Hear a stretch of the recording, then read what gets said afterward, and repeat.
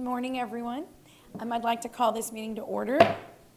And with that, our invocation today will be given by Pastor Richard Milby with Corpus Christi Cross Project. Let me read one verse of scripture from Romans chapter 13. It says, "Let everyone be subject to the governing authorities, for there is no authority except that which God has established. The authorities that exist have been established by God." Now, you may be familiar with that scripture or not, or maybe you've never thought about that scripture. Pilate told Jesus, "Don't you know I have authority to take your life or give it?" And Jesus' response was, "You'd have no authority had it not come from above." And so all the authority you guys have here today is given to you by God. You guys are ordained for this moment right here. And I appreciate each one of you in your service to our city. And so let's pray together and pray God's blessings upon our meeting today. Father, how grateful we are for your love and mercy and goodness to every one of us. We recognize your sovereignty. We know, Lord, that you're in charge of all things, in all things, and through all things. Thank you, Lord, for each of these council members. Thank you for their service to the citizenry. God, thank you for their authority that you've given them. Pray that you'd give them wisdom, Lord, to make decisions led by your Spirit. Thank you for our mayor. God, I thank you for her leadership and example and service to the community. I pray that you'd give her wisdom, that you'd bless her and use her in a special way. Thank you for our city manager. Pray, Lord, that you'd give him wisdom as he governs our city through the management of the affairs of our city. And for our city attorney, God, lead him as he directs them, Father, in the legalities of what we do. For our secretary that keeps the records, God, bless her, I pray. For our police chief and our fire chief and the first responders that they oversee, God, bless them and use them. And then I pray, Lord, that you'd help us as citizens, God, to be faithful in our service, to help assist in any way we can, Lord, for the better of our community and for this city. For all that you do for us, we praise you and give you thanks in Jesus' name. Amen. Amen. Thank you, Pastor Milby.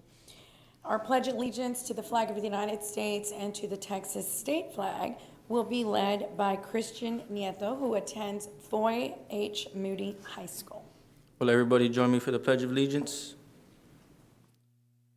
I pledge allegiance to the flag of the United States of America and to the republic for which it stands, one nation, under God, indivisible, with liberty and justice for all. And now for the Texas flag. Honor the Texas flag. I pledge allegiance to the Texas, one state, under God, and indivisible.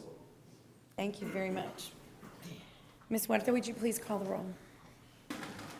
Mayor Paulette Guajardo. Present. Council members Roland Barrera. Here. Gil Hernandez. Here. Michael Hunter. Here. Billy Lerma. Here. John Martinez. Here. Ben Molina. Present. Mike Pesley. Greg Smith. Here. Chief of Staff Michael Rodriguez. Here. City Attorney Miles Risley. Here. Mayor and Council, a quorum of the council and the required charter officers are present to conduct the meeting.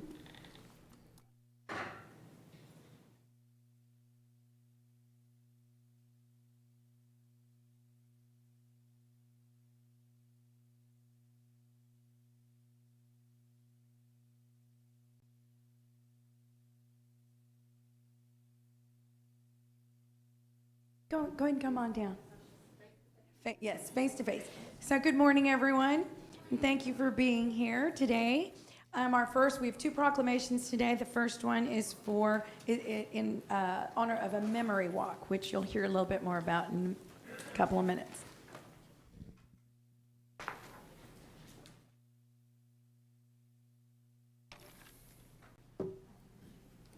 Y'all can come in down here.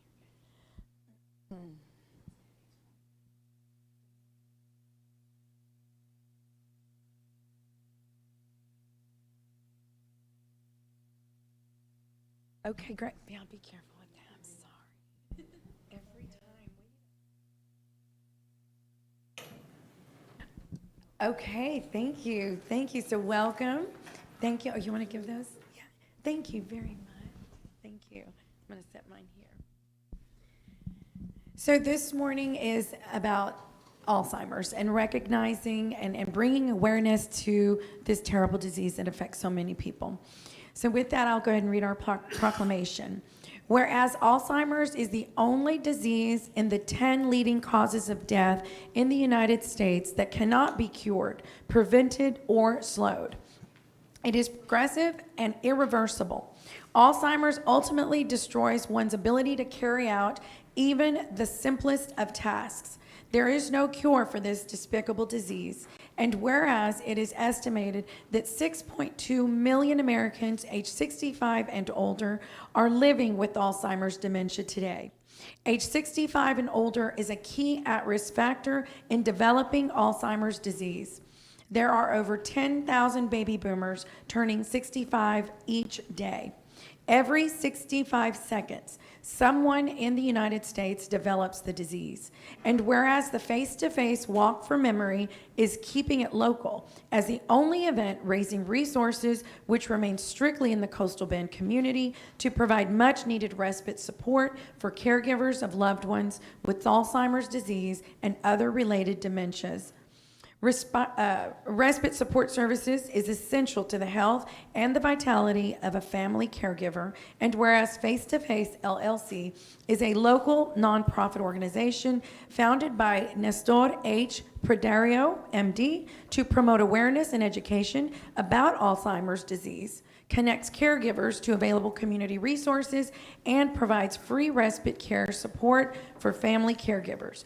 And whereas November is National Alzheimer's Disease Awareness and Family Caregiver Month, the extraordinary physical, financial, and emotional costs of caregiving can be catastrophic, and our goal is to raise $80,000 to support Alzheimer's respite, education, and resource options for family caregivers in the Coastal Bend.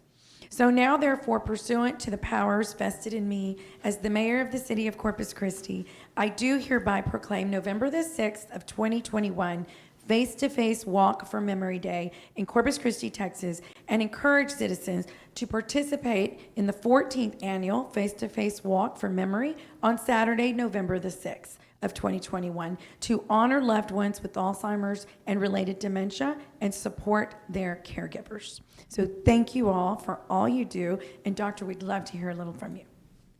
Thank you very much.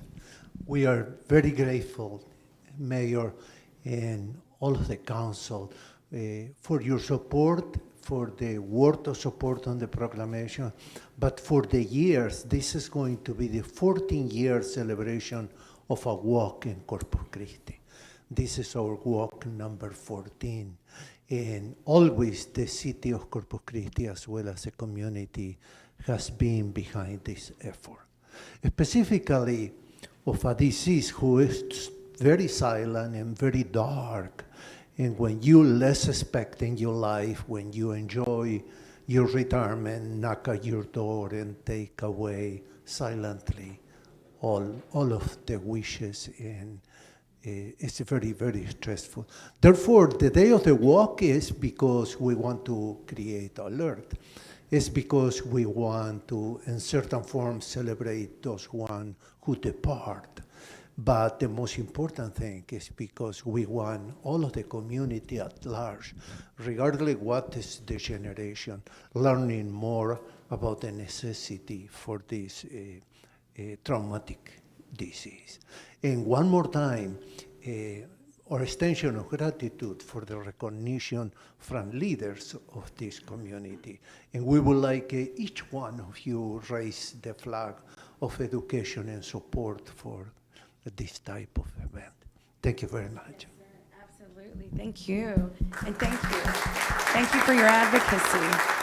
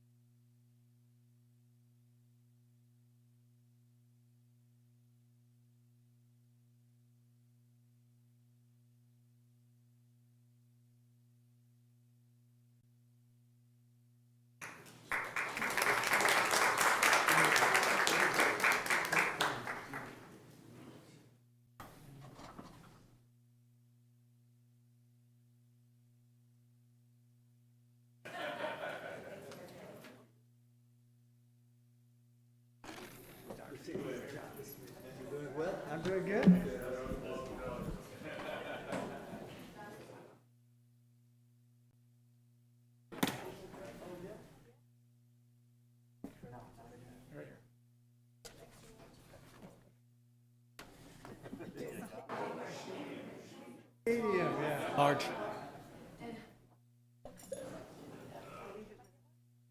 Thank you.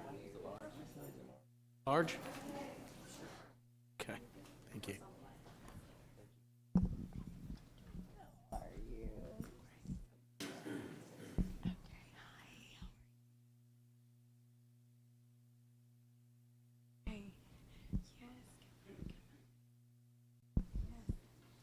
Okay. Yeah, you might want to scoot. Are you standing right in the middle, Mr. Garcia? So today we have our last commendation, and this is very special to me. So this is Ariel Garcia, and he is the Geico, I say the because there's only one. It's very important to note. The Geico insurance agent here in Corpus Christi. And this is very special to me because I worked for Mr. Garcia 27 years ago. And this gentleman literally opened the door for what my future became. You did, and I'll never forget that.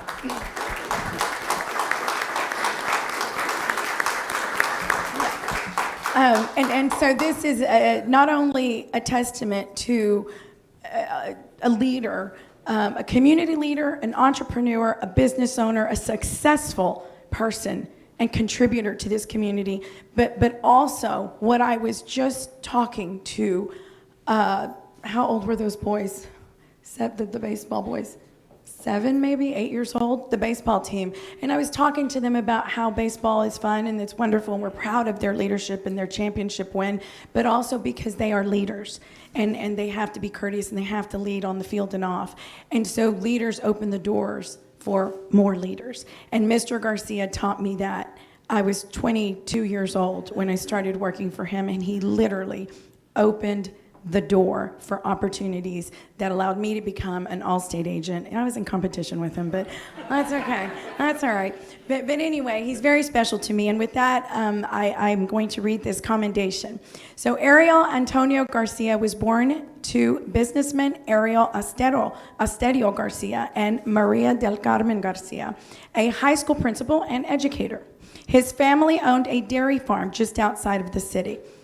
He has one sister, Dr. Maria Ochomogo, and a younger brother, Antonio Garcia, who is here today.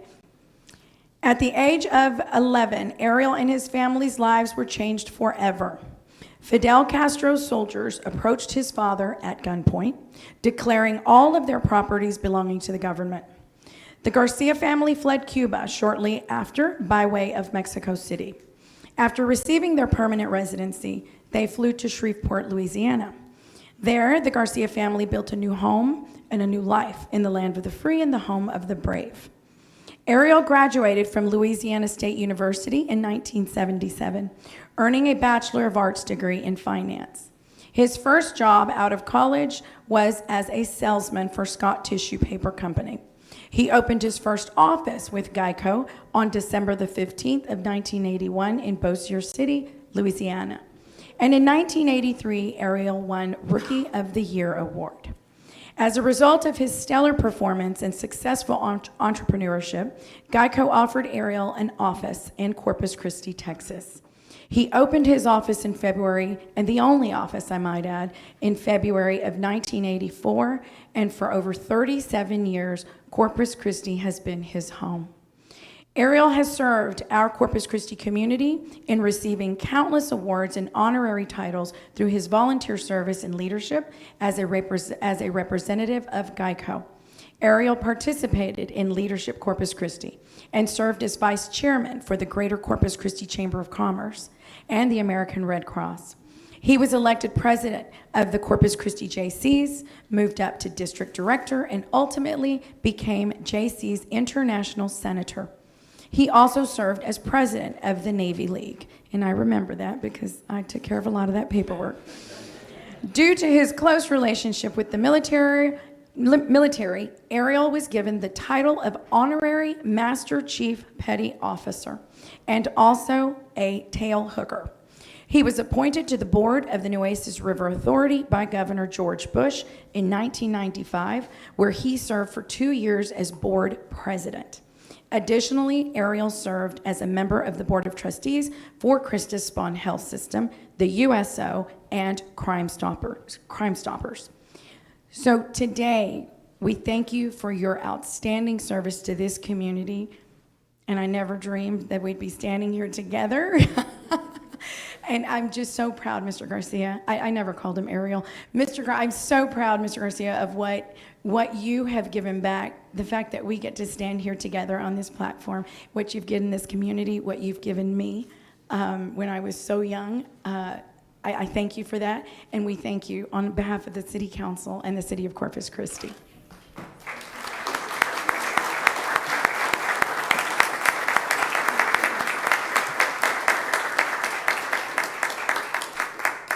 You're right. I never thought I'd be standing next to you, of course. Let me tell you, it's right. This lady right here, she was a workaholic. I mean, it's one of my best employees I ever had. Never had any complaint. And she was always ahead of me. It's to slow down. And so I had a lot of good memories from her when she used to work for me. We have come a long way, and I do appreciate it. Thank you very much. We appreciate you. Great. Let's see your picture. Yes. Let's get them.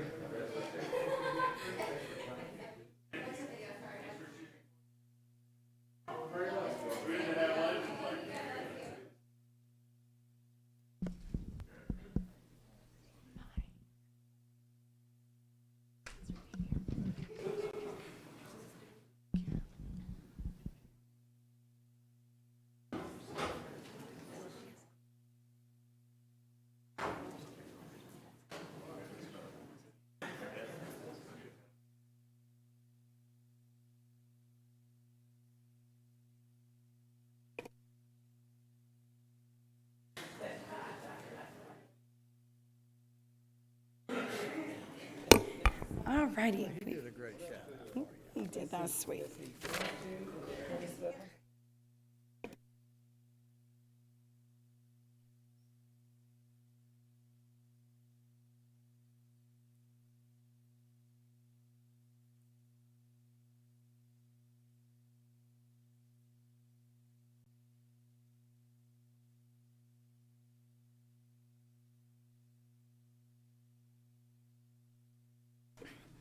Okay, so we are now approaching noon. Can we do that now with 5 minutes left?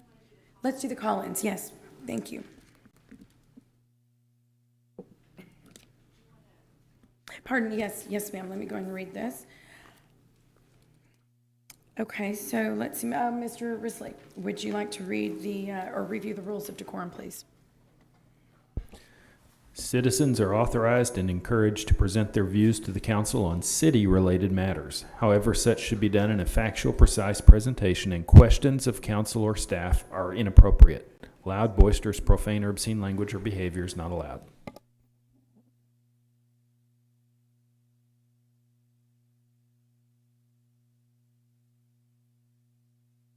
I'm sorry, Mayor, what? We do have breast cancer awareness here. Oh, do you want to, yeah, Is it too late to do it, or can we go ahead? if you'd like to do it. Yes, would you like to do it? I'm sorry, I think there was some miscommunication. Well, you know what, I need to, Do you want me to call your office? Okay.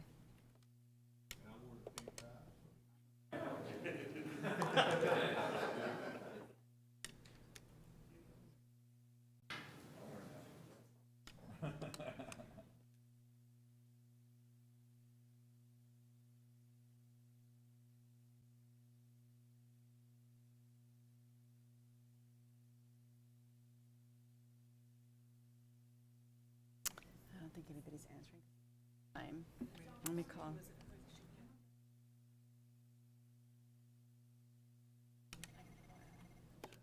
Marianne, can you get Alice, because a proclamation, there's one that was missing. Tell her to come right away. Thanks.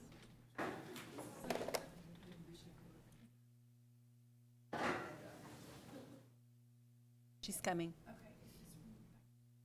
Those are in person, and then I have the.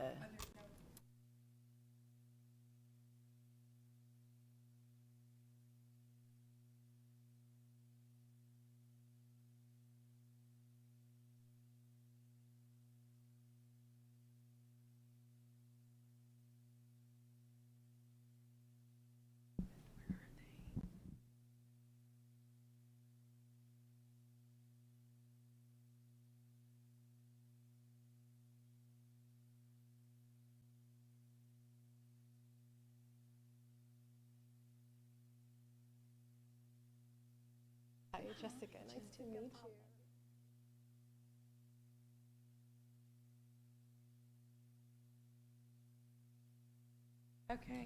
Okay, so come on over.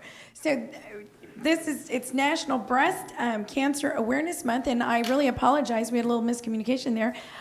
We are going to proclaim this month National Breast Cancer Month. So thank y'all for being here, for your advocacy, and for all of your efforts, of course. So whereas in 2021, an estimated 284,200 people will be diagnosed with breast cancer in the United States, and 44,130 will die from the disease. Approximately 3,213 deaths will occur in Texas alone. And whereas breast cancer is one of the deadliest cancers, and in 2020, female breast cancer became the most diagnosed cancer worldwide. And whereas in 2021, 2,650 men will be diagnosed with invasive breast cancer, and 530 of those men will die from it.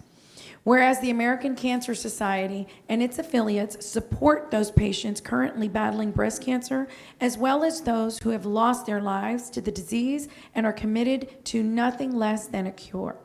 And whereas the American Cancer Society is currently investing more than $71 million in breast cancer research to uncover strategies for more effective diagnosis, new treatments, new options for patients who do not respond to or become resistant to existing strategies, and whereas the good health and well-being of the residents of Corpus Christi are enhanced as a direct result of increased awareness about breast cancer and research into early detection, causes, and effective treatments. And now, therefore, pursuant to the powers vested in me as the mayor of the city of Corpus Christi, I do hereby proclaim October of 2021 National Breast Cancer Awareness Month in Corpus Christi, Texas, and encourage all citizens to commend the efforts of the American Cancer Society for their efforts in educating women and men alike about breast cancer and the importance of early detection, which will save lives, and for the research they fund to find a cure for this dreadful disease. So thank you all very, very much for being here. Thank you. We want to thank the community for coming together this month. We've seen a lot of breast cancer, amazing outreach this month. So we are the national leader in breast cancer research, so we are really excited to see that our two campaigns, our Real Men Wear Pink, which is spearheaded by our local male leaders, and our Making Strides Against Breast Cancer event, are doing very well, because we do support the community, and we want to encourage everyone, especially this month, that if you haven't done so already, we want you to make sure you get your screenings. Now's the time. COVID has really put a damper on making sure we are getting into our doctor's offices and making sure we are getting those screenings needed. And we do know that the most important thing to do is to catch breast cancer early when it's more easily to treat. So our main focus this month is to make sure that we're letting as many people know all the research that is out there. We want them to know the screening guidelines, and most importantly, encourage them to get into their doctor's office to get those screenings. So thank you. Thank you.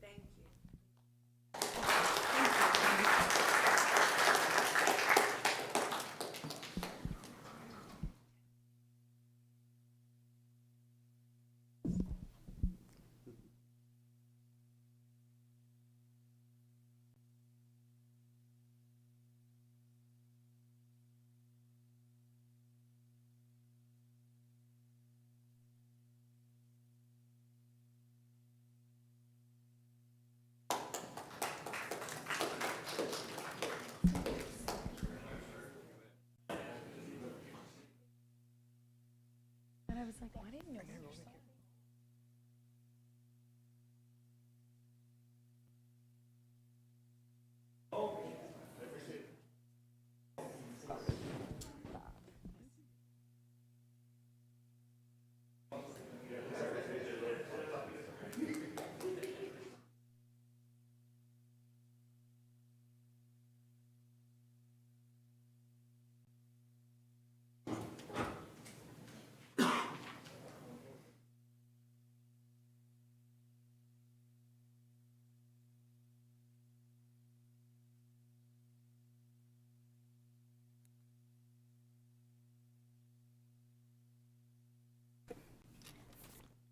Okay, thank you. So we will go back to our agenda, and it is noon, it's 5 after. So I will, we're going to do our two phone-ins, three call-ins, and then I will be calling on a microphone located at the podium, and state your name and address before you speak. If you choose to speak during this public comment period regarding an item on the agenda, you may do so, but when the council is considering the item itself, you will not be able to speak at that time, so really you have to choose. Citizen comments are limited to 3 minutes. On the podium, you'll see a timer, and underneath the base of the microphone, it will let you know exactly how much time you have left. So I ask you respectfully to please come to an end at that 3-minute mark, please. And if you have a petition or any information pertaining to your subject, if you would please hand it to our city secretary before speaking. Yes, ma'am.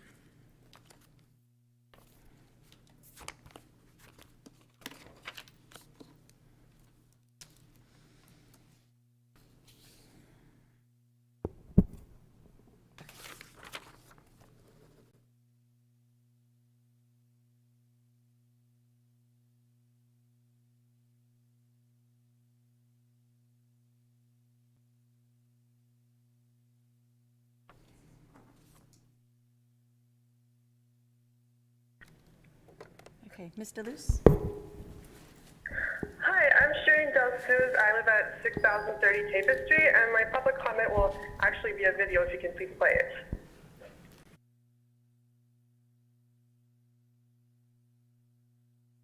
We need better bike paths here in Corpus Christi. Most bike paths are paint on a road, gravel, or they are shared with pedestrians. These new ones are very awkwardly designed. There's only one small decent bike path, and that's by the ocean.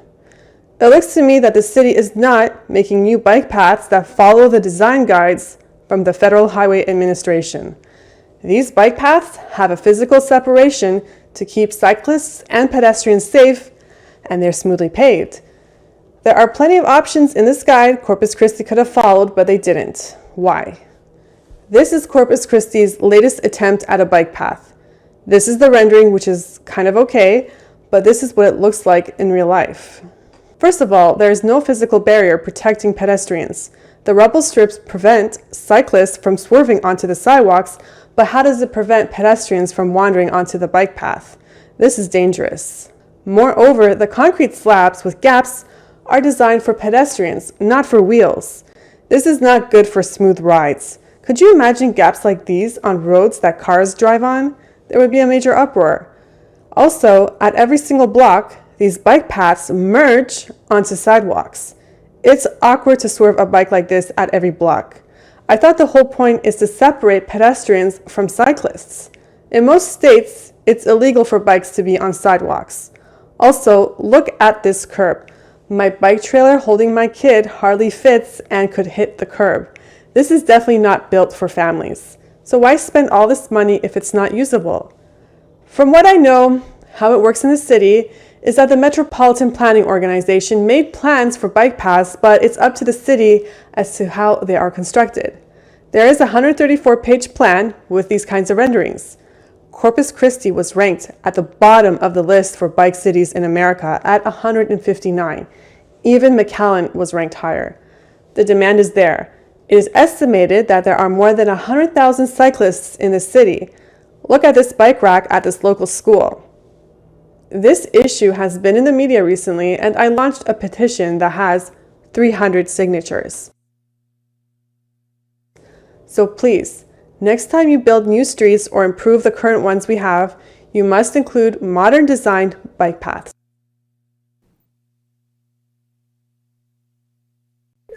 Thank you. I have also the petition. I think that should be in front of you. So that's all I have to say. Thank you for listening. Thank you very much.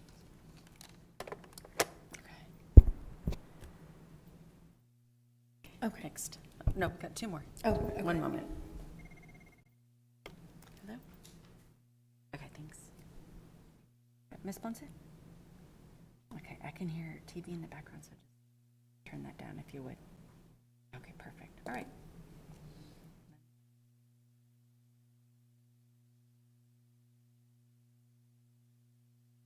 Okay, Ms. Ponce, go ahead, state your name and address, please. Good morning, relatives. It's Lydia Ponce, calling from Venice, California, and I'm calling from the unceded territorial lands of the Tongva people, known as Sagna. I'm calling this morning. I felt it important because the words resonated with me as to outsiders looking in the last time I spoke before the Corpus Christi council meeting, and I thank you for your time and your consideration. The words that rung with me and stayed with my heart and made heavy my heart, but definitely light with prayers, that we're all relatives, and someone was taking offense to outsiders calling in from California. And there's nothing more better to say than the environment and all the challenges of climate crisis connect us all. The oil spill in Huntington Beach was and is the responsibility lie in the headquarters in Texas. Amplify and Shell, particularly the two out of the three organizations, the corporate organizations that were profiting from the oil and the extraction here in our oceans, are from Texas. So I show up to speak for 7 generations forward. I do not come to do anything proposed violent or anything proposed to cause for just mere opening up the minds. I just want to open people's minds and open people's hearts to the consideration that we don't have a lot of time. And if you look at the mass weather that's being affected from the west coast to the east coast, and Texas is right there in the middle, I'm going to say that my life is there. I have family there. I have community there, and I live there a part of the year, part of the time. And my work is there because we are all connected. We are connected through the ocean and through everything that's decided with your particular committee, your commission, and the entities, the government entities. So I ask that we look to having better community oversight within the community that's there and abroad, all over Texas, and include people who have a vested interest in making the environment healthy for all children. I thank you for your time, and you can consider me an outside looking in, but I'm also a relative that's there in Texas, and I am very proud of the institution that I volunteer and work for here in California and also in Texas. I'm with American Indian Movement and Society of Native Nations, and I'll keep you all in my prayers. Thank you. Ms. Ponce.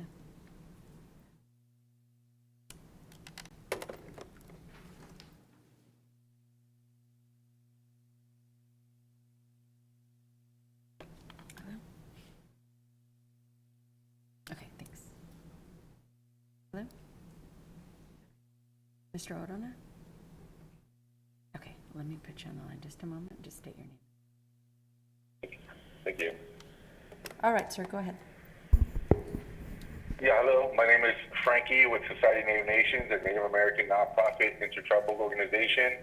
Also the American Indian Movement here in Texas, 10730 Pachunco Road. First and foremost, I want to acknowledge the original people and the spirits of these lands. That is what now is called Texas. I am not only a resident of Texas, but I am also a descendant of some of the original people of Texas. I am calling in to say that desalination is not a solution, and we must stop the increase in the build-out of fossil fuel and petrochemical infrastructures. Please do not be part of the environmental greenwashing that is taking place by the fossil fuel industry. Don't listen to the rhetoric of carbon capture and hydrogen. Please do your diligence, do the research, and you will see it is not the answer nor a solution long-term. Taxpayer money should not be used on projects with no discernible environmental impact studies being done. It is harmful to the residents and to the environment in Texas. Most people still don't even know that 99% of plastics are made from fossil fuels. Fossil fuels, the many oil spills, petrochemicals, and climate change are threatening to all future generations. The disasters you're seeing happening here in Texas with the oil spills and the pollution that's happening, not just in Texas, but California, throughout the country and around the world, shows us that it's all connected, and is why we are not only calling on the Biden administration and Secretary Deb Haaland, but also to you, Council, to stop the build-out of fossil fuel and petrochemical infrastructure. These toxic facilities pollute the environment and fuel climate change. These corporations are stealing the childhood from our children's children. Native people are the original stewards of these lands, but it is everybody's responsibility to do what's right. We are fighting the fossil fuel industry and petrochemical corporations by standing up and saying enough is enough. Please, we're asking you, Council, to join all future children to make the changes necessary to ensure a healthy, sustainable future for all children before it's too late. Please look at the continued infrastructure build-outs that's proposed and the 80% of water that is being said to be used for that infrastructure build-out in the near future is being threatening to all our children and all communities throughout Texas and the world. So please, I hope you take the time and do some research and do that due diligence and find it for yourself that these ain't the answers. We need to move towards a healthy, sustainable future for our children. Thank you for your time. Appreciate it. Out.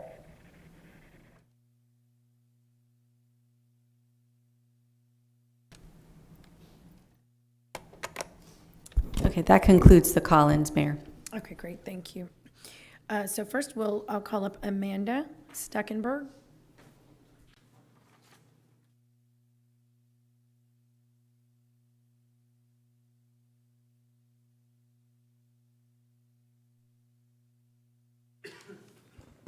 Good morning. I'm Amanda Stuckenberg, 3502 Aransas Street, Corpus Christi.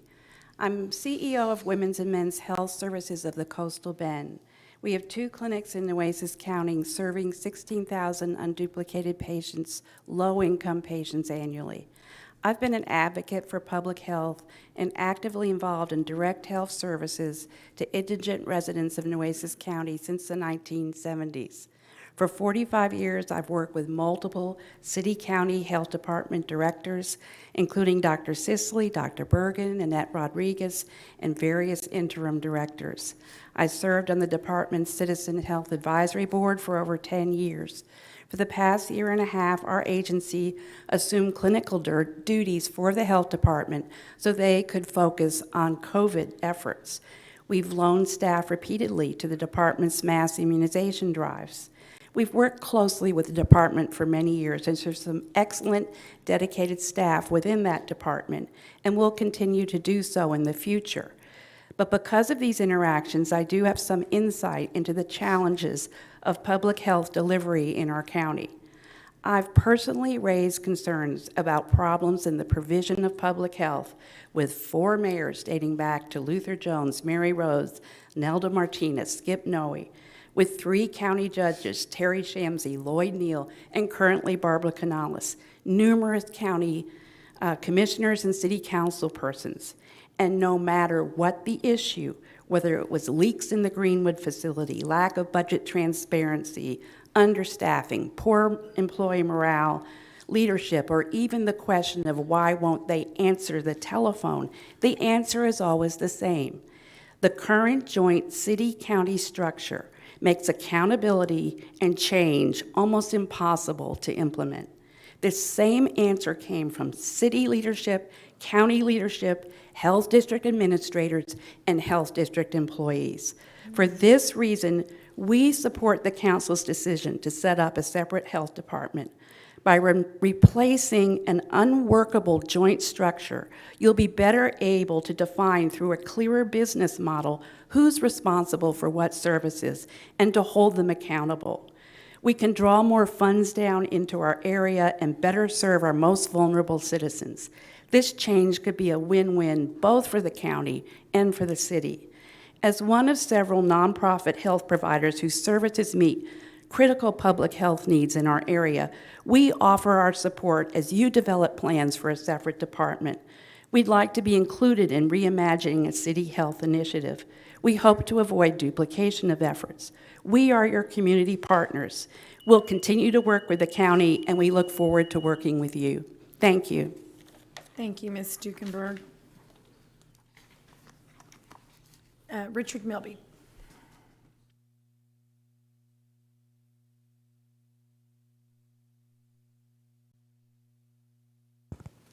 Richard Melby, 4412 High Ridge Drive. It's been a couple of years since I've been in the chambers. It's good to be back and to see you guys again. 3 new members since I was here last.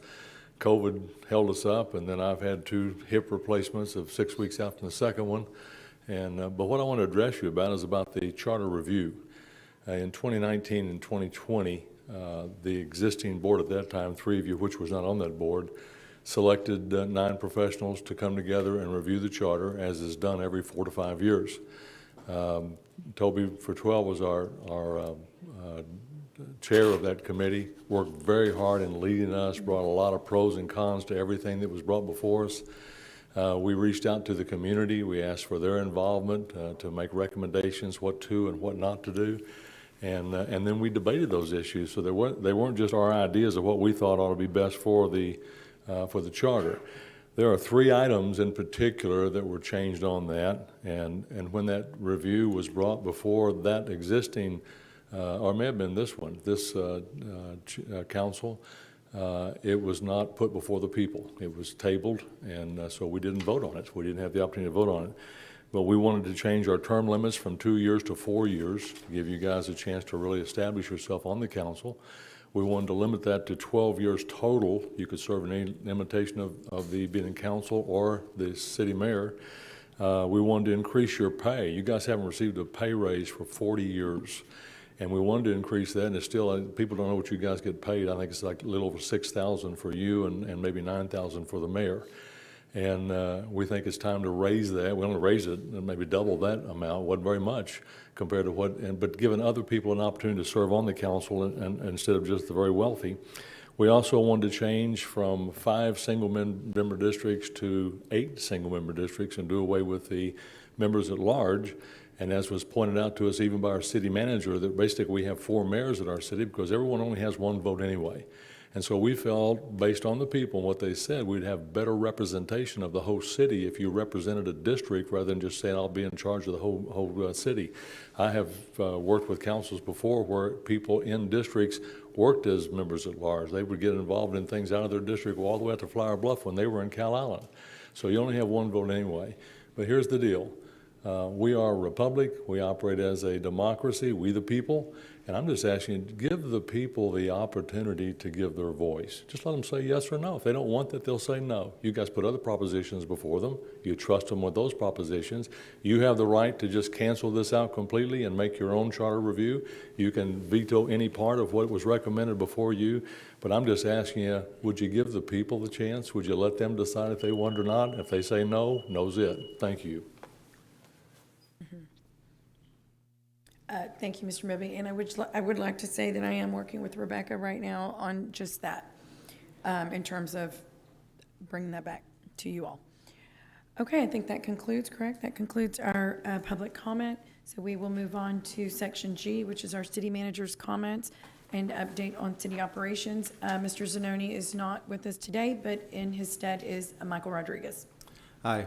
Good afternoon, Mayor and Council. Michael Rodriguez, Chief of Staff, covering for the City Manager, as the Mayor said. Peter is currently attending the Bloomberg Harvard City Leadership Initiative in New York this week, so I'll be providing the comments. We have 3 quick items today. The first is an update on the Corpus Christi, Nueces County Public Health District transition.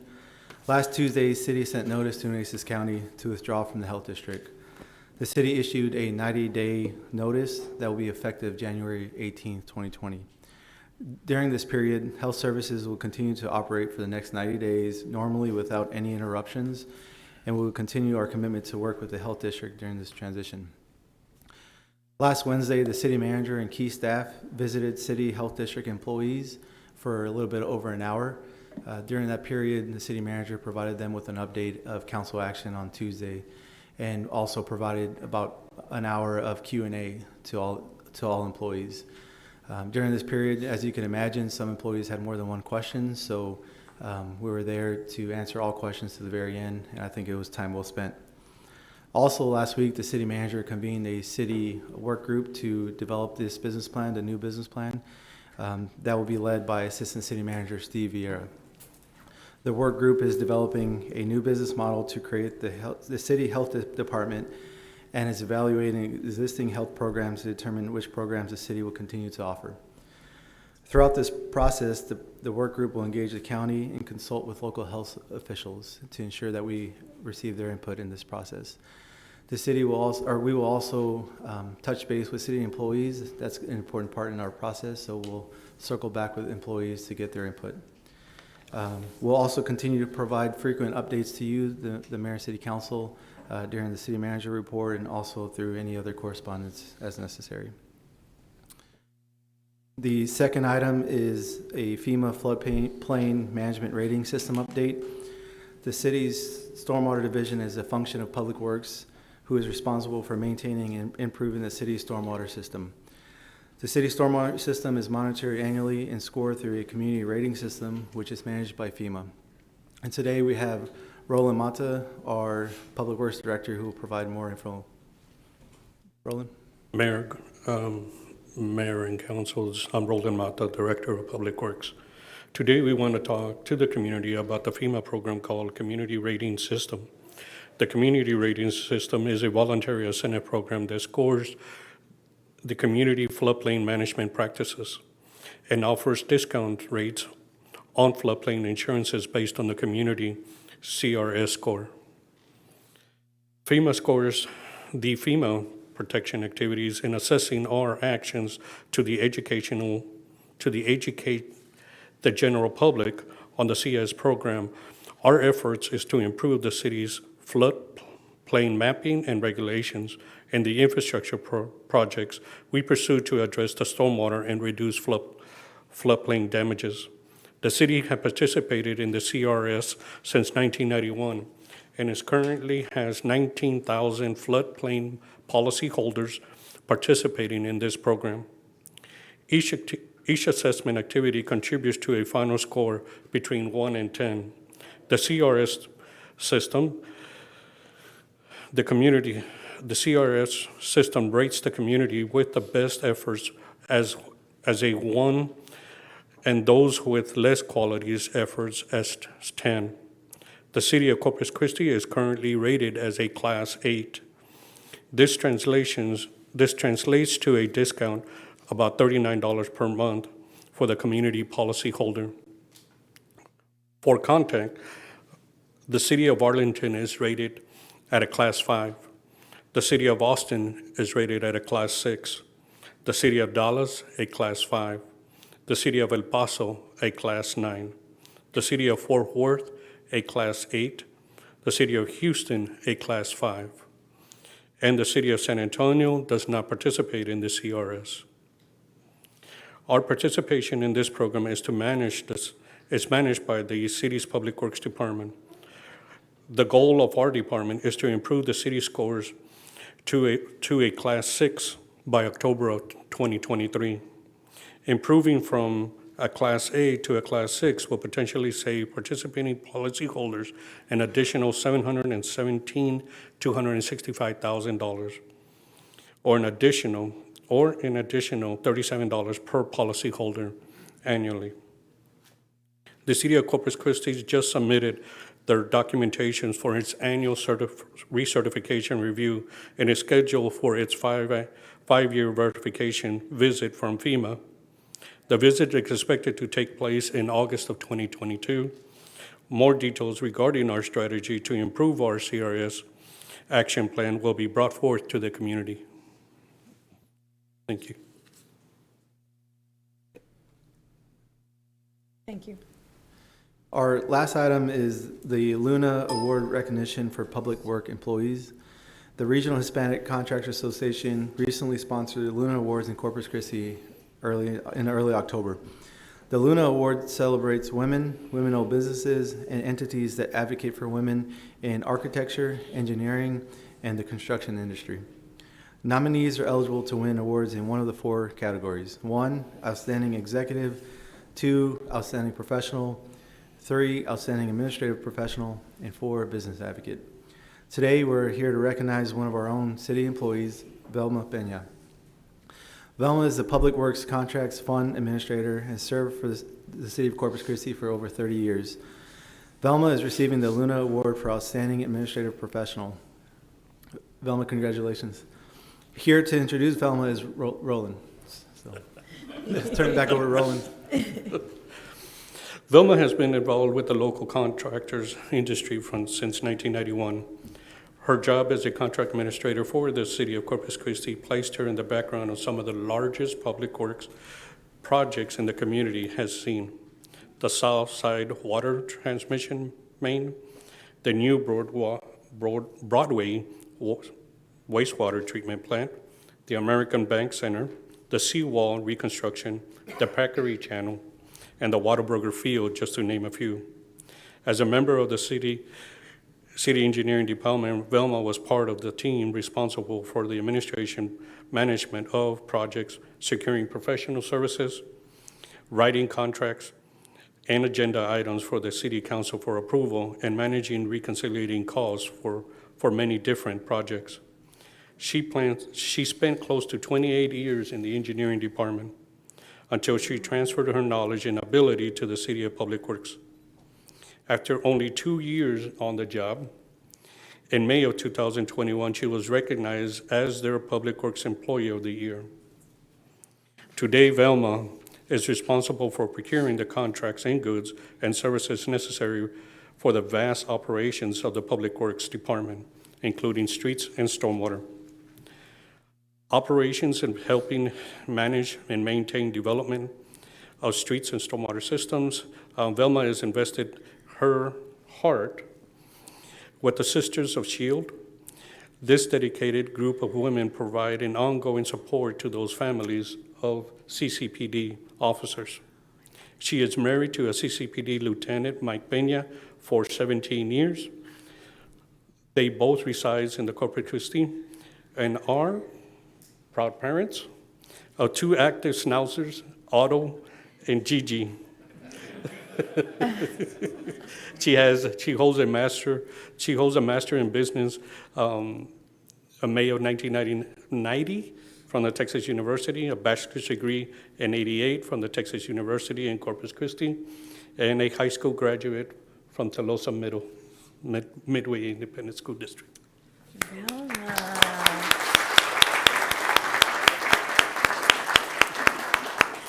Thank you very much for this recognition. I'm very happy and I'm very honored. And I want to express gratitude to Sarah Munoz because she nominated me and she's very professional and always very kind to me. So thank you. Velma, thank you. We're so proud of you. And you're married to a lieutenant. There he is, our finest. We're so proud of you, Velma. Thank you very, very much. Congratulations. Thank you, sir. Yay, Velma.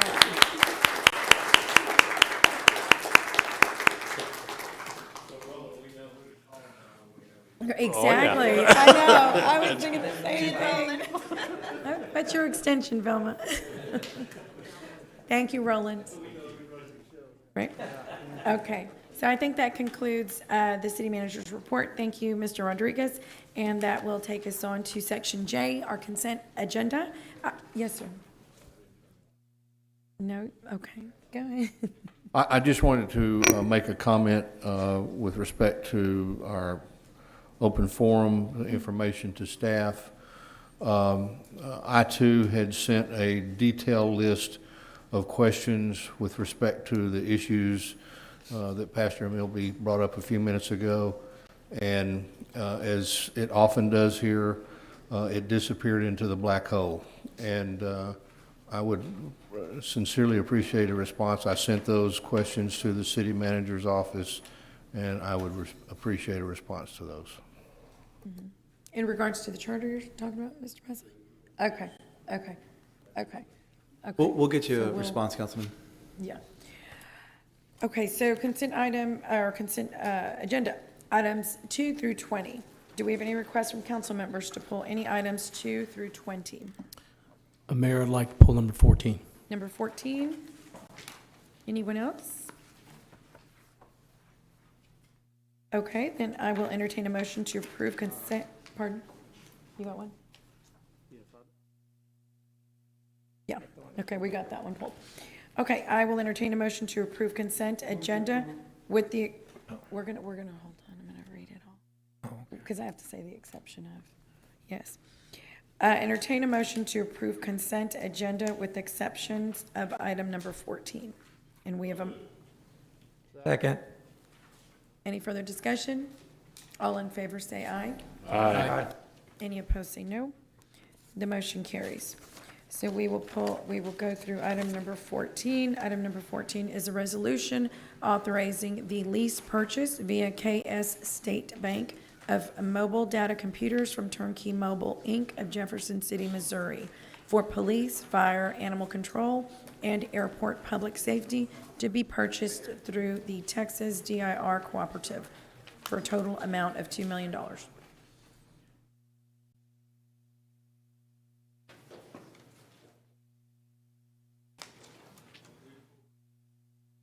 Did I just read 13?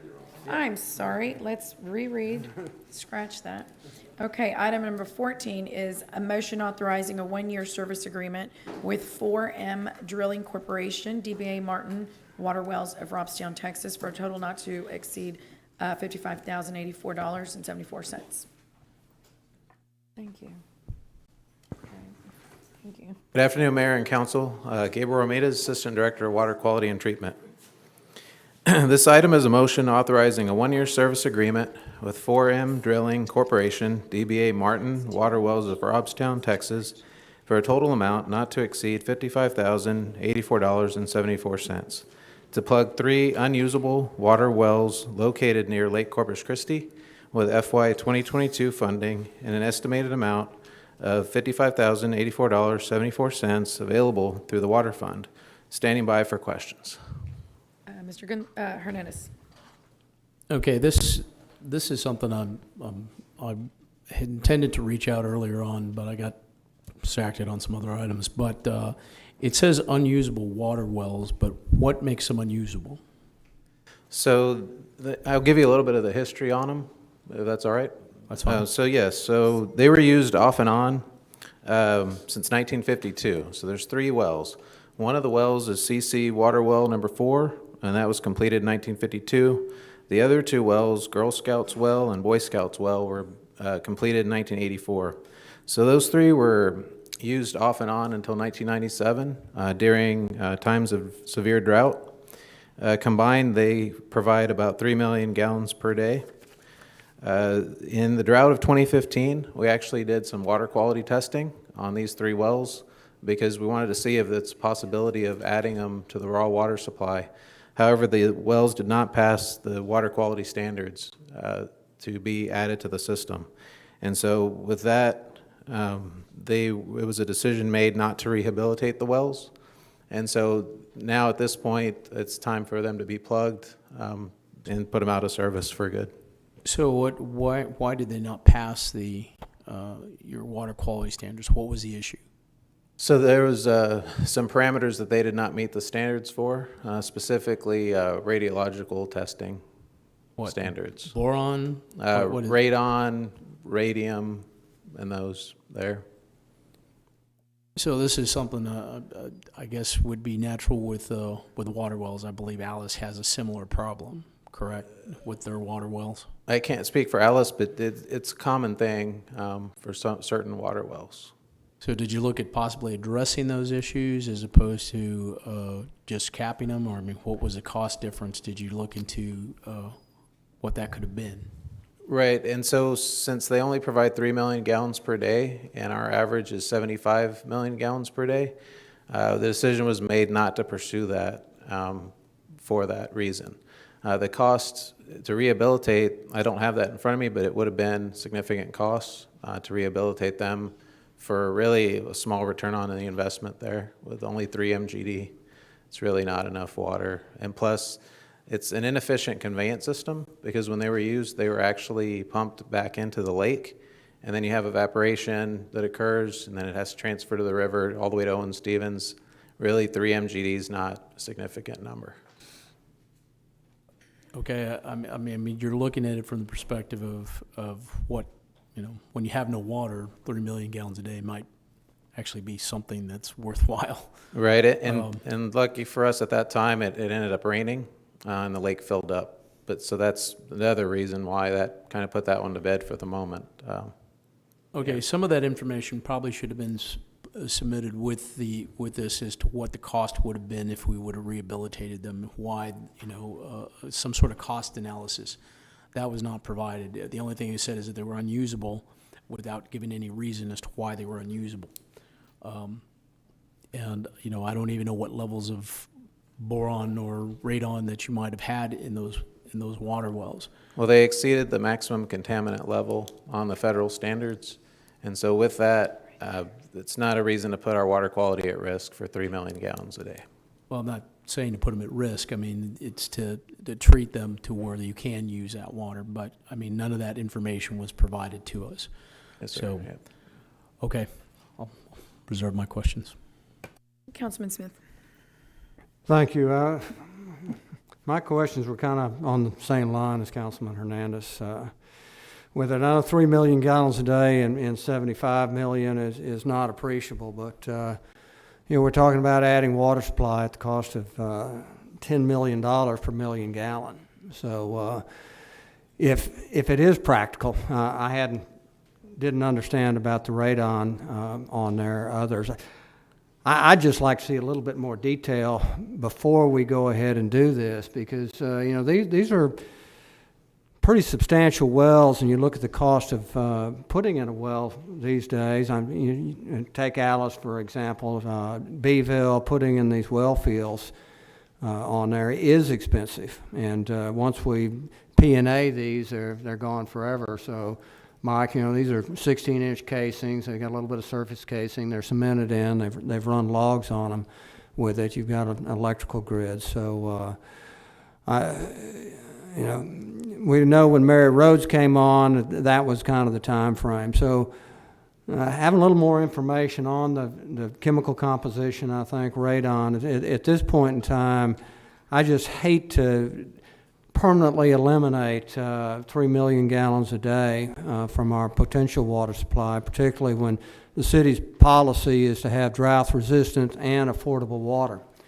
And if we look at the lifting cost on there, this could make both of those criteria there. So, that's my thought. That let's get a little bit more information. Do we want to permanently take this out of this drought-resistant, affordable water out of our inventory? If we've got radioactive issues that can't be resolved, I fully agree. Right, and the other thing to note is on the groundwater wells, they are still dependent on rainwater to have them recertified there, the groundwater. Well, subsidized. You mean recharged? Recharged. Yeah. Just going through the packet, I noticed there's Evangeline aquifer on there, and when we heard from the Evangeline people, they said they have a very long life with them, Gabe. So that's another thing to look into. But it is Evangeline water where I think they've been authorized, 22,000 acre feet a year out of that field. Something like that, yes, sir. Yeah. Yep. But, okay, thanks. Councilman. Mayor, I'd like to make a motion to table. Hold on a second. We have some other comments. Councilman Petzley?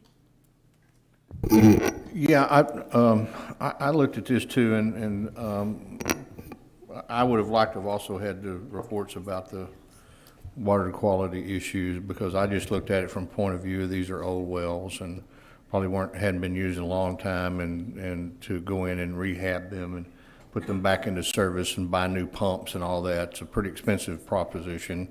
I operate a few water wells, so I know what that's about.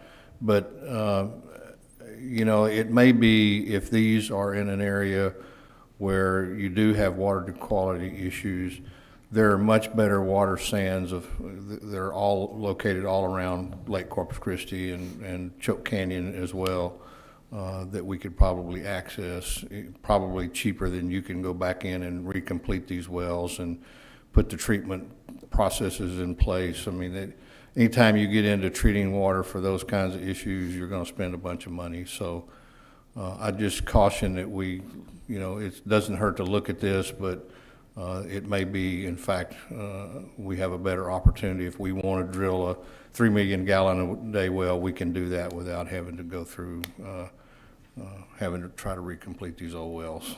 Yes, sir, and they have not been used since 1997. Yeah, and yeah, the radiological material 2015. Back then, it was decided now quit pursuing this.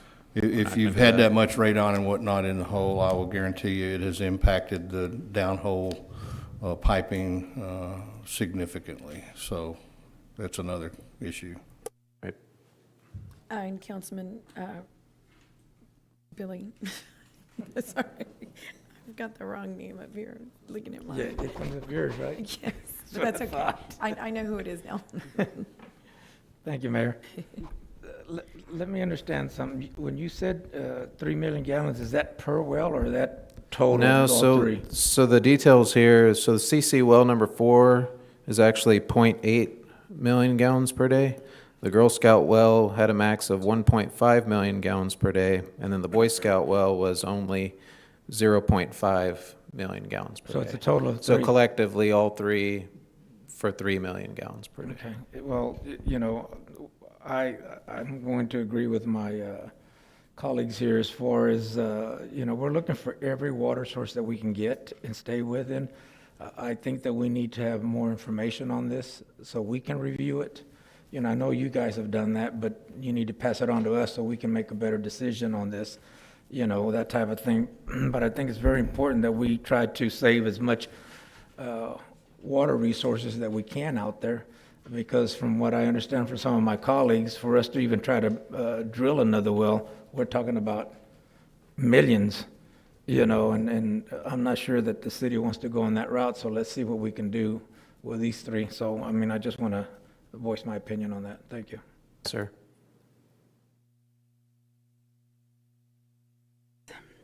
Councilman Hernandez.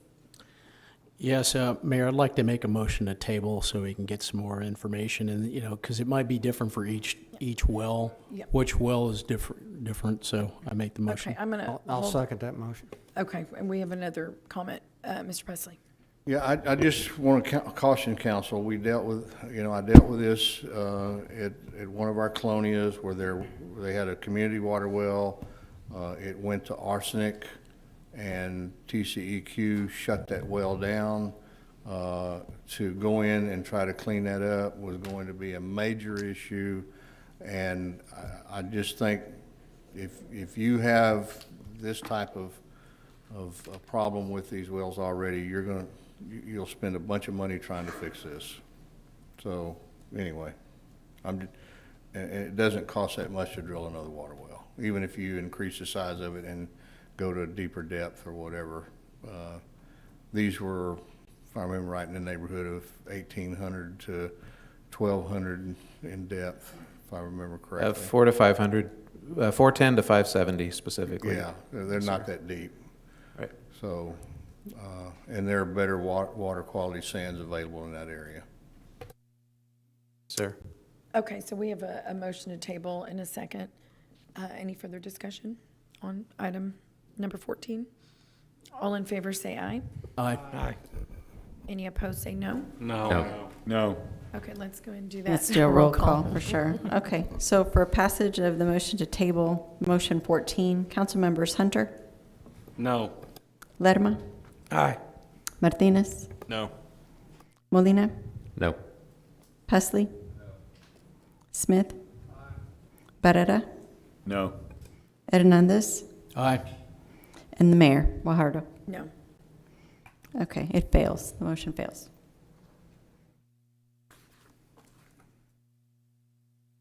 Okay, so you want to take up the motion for a passage, Mayor? Yes, I'll entertain a motion. Mayor, I'd move for approval. Do we have a second? Okay, any further discussion? All in favor say aye. Aye. Any opposed say no. No. Okay. Okay, so we have two noes. Oh, two noes? Well, we have two noes, Councilman Hernandez and Councilman Smith. Okay, two noes. And Mayor, may I add, is please don't do this to us again. Make sure you provide us all information that we need to make good decisions. Thank you. Okay, the motion passes. Sir. Thank you. And now we'll move on to section L, public hearings. Item number 21 is an ordinance amending the wastewater collection system master plan for the Allison service area.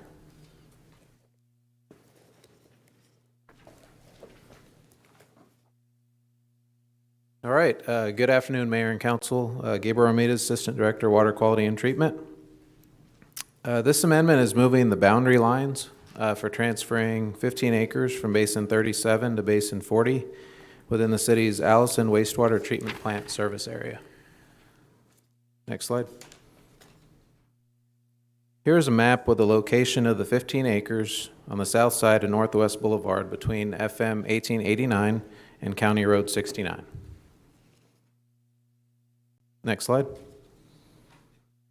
The amendment was requested by Urban Engineering on behalf of the landowner, IHS Consultants, to allow a new commercial development to connect into the public wastewater system. The applicant requested 8 acres to be transferred, but after evaluating the wastewater system, 15 acres were decided to be the optimum size for the amendment, including the 7 acres occupied by a church to the east and a hair salon and restaurant to the west, which are all currently on septic systems. The adjacent entities can connect to the city's public wastewater system in the future. Next slide. Here are the wastewater plan sheets. The one on the left is the current plan, and the one on the right is proposed with the new boundary. The amendment is to transfer the yellow highlighted 15 acres from Basin 37 to Basin 40. The wastewater will gravity into the system to the lift station in Basin 40, which has capacity, and then will be pumped to the Allison Wastewater Treatment Plant. Next slide. Here's a closer look at the amendment. The subject tract is within the pink box, which includes a church to the east on septic and a commercial development to the west. The applicant is the owner of the 8 acres in the middle of that tract. The map also includes the city's public wastewater system. The orange lines are the gravity lines, purple lines are the force mains, and the red dots are the manholes. The manholes to the east and the west of the subject tract are not able to be tied into because they are too shallow for the gravity system. The manhole across Northwest Boulevard will require a bore to tie in, but it has sufficient depth and capacity to handle the tie-in. And sending the wastewater to Basin 40 is a simple fix. TxDOT has already approved the boring under Northwest Boulevard. Next slide. Staff and Planning Commission recommend approval and standing by for any questions. Councilman Pusley. Old line, okay. No problem. Okay, no questions. Let's see, so I will, well, actually, I'm going to go ahead and open public hearing. Do we have any public comment in the audience on item number 21? Nope. Well, I will close public hearing and entertain a motion to approve item number 21. I move for approval. Second? Any further discussion? All in favor say aye. Aye. Any opposed say no. The motion carries. Thank you. Thank you. Okay. Let's see, section M is individual consideration items, which we have none. So we go to section N, first reading ordinances. We have none. Section O, briefings, which is item number 22, update on the current Community Enrichment Fund process. Okay, Neiman Young, Assistant City Manager, will provide this presentation, but before he does, before he does so, I wanted to provide some brief comments. So the Community Enrichment Fund is something that we've been working on for some time now. It's in theme with us improving process here with the city. Councilman Pusley and Councilman Hernandez did ask us to expedite this item, so we're here to provide you a briefing. Throughout the process, we've engaged numerous stakeholders. We've also had an extensive city staff team on this to include 20 professionals from parks, budget, innovation, legal, development services, and the city manager's office.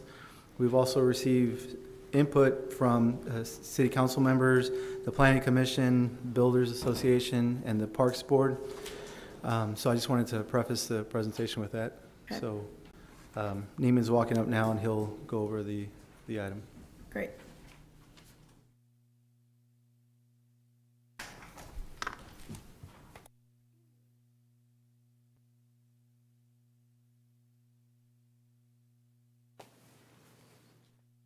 Good afternoon, Madam Mayor, City Council.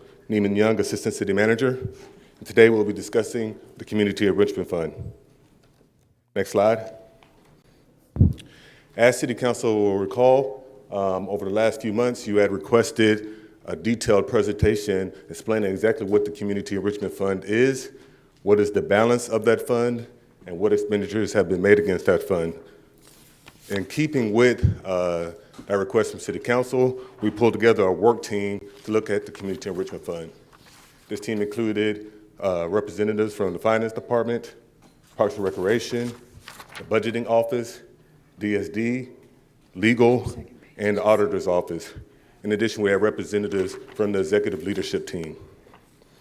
So, our findings have discovered not only what the Community Enrichment Fund is, but flaws in that process, and we developed recommendations to improve that process to ensure that there's better accountability and there's more transparency, not only with City Council, but with the development community and the general public. So, as you'll see on this slide, the purpose of the Community Enrichment Fund is to develop open space. Open space or green spaces and projects are essential nowadays as the areas allow the residents to partake in various outdoor activities, such as playing sports, walking, or relaxing after a long working day. Moreover, open spaces allow fresh air to flow, which is otherwise impossible in congested areas of the city. The way that the city gains more open space as development increases throughout our community is by two different approaches. Number one, we ask that developers either dedicate land for park space or open space, or pay a fee in lieu of land, which is also known as a FELO. Then the second approach is we ask developers to pay a park development fee or make park development improvements, either in newly established parkland or in existing parkland. Next slide. So let's talk about that first approach, land dedication versus a FELO. According to the UDC, a developer is required to dedicate 1 acre of land for every 100 homes that are planned to be built. If the developer is not willing or able to dedicate that land, then he or she has the option to pay a fee proportional to the amount of land that would have to be dedicated. That is captured in a formula which is depicted on the screen before you, which is A times V equals M, the amount of land required for the dedication times the fair market value per acre of the property to be subdivided equals the amount of money that is going to be owed by the developer to the city. Next slide. We understand that that's a pretty convoluted formula, so we decided that we was going to graphically depict this formula in the example before you. To keep it simple, we decided that we was going to utilize a 100 dwelling unit project for example. So according to a 100 dwelling unit project, a developer will owe 1 acre of land to be dedicated to open space. If the developer decided that they didn't want to dedicate that 1 acre, they then could pay a FELO, and that FELO would be 1 acre times $62,500 which is the cap for fair market value of land in the city of Corpus Christi, according to the UDC.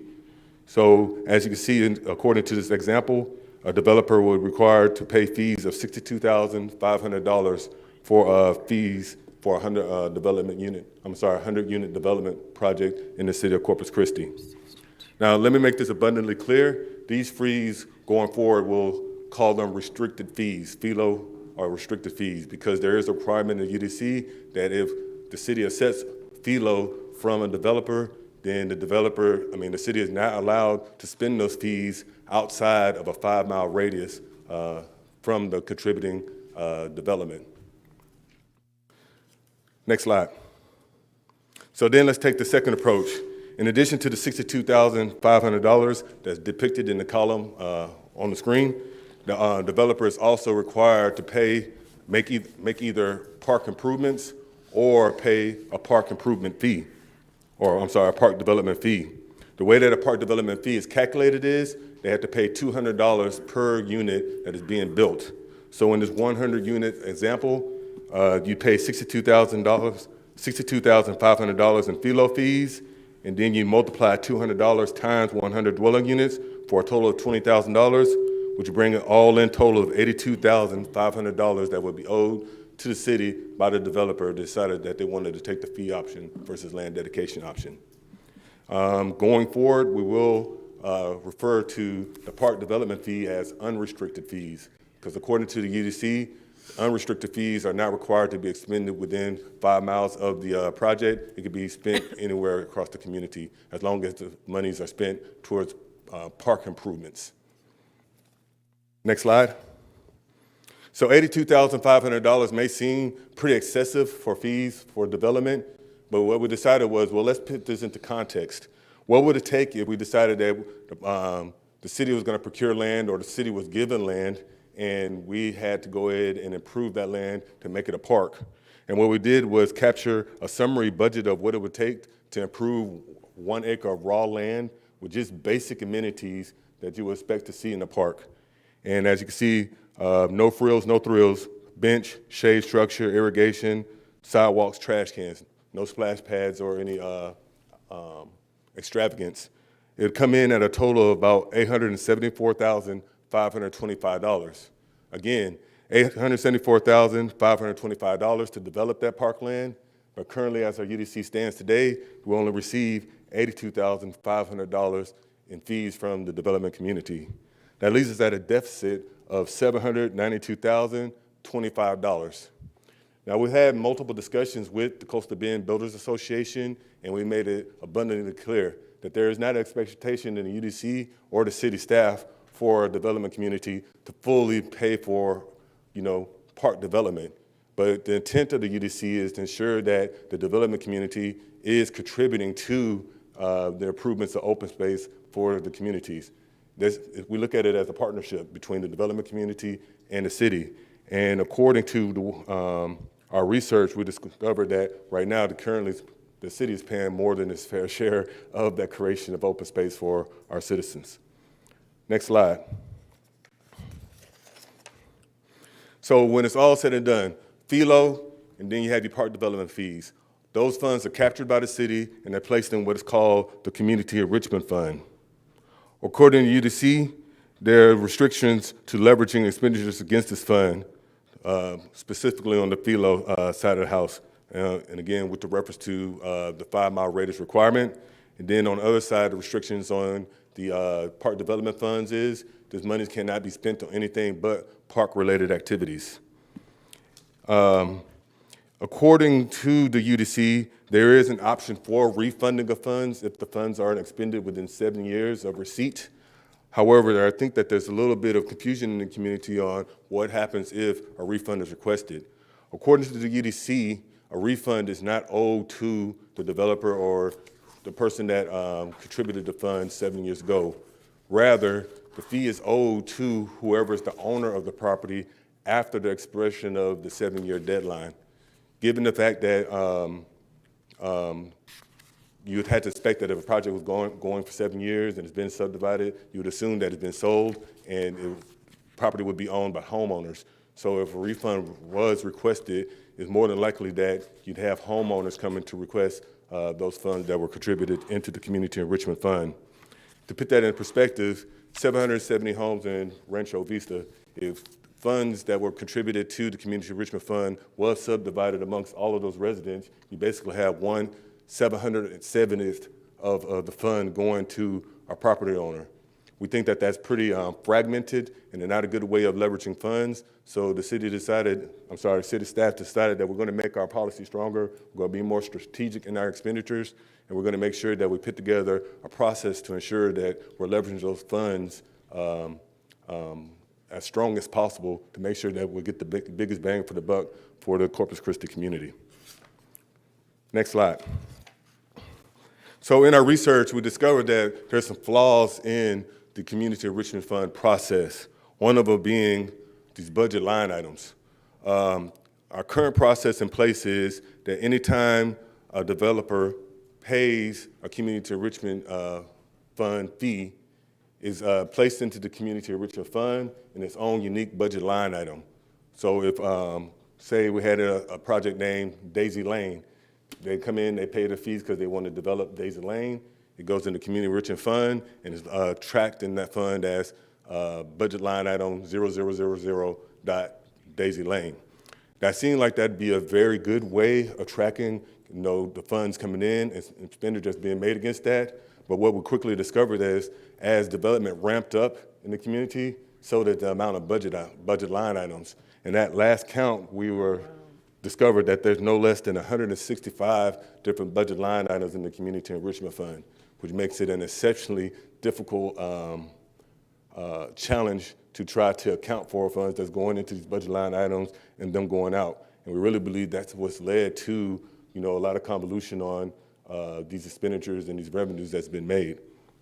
In addition, we have discovered that the line item naming standards for the budget line items is not standardized.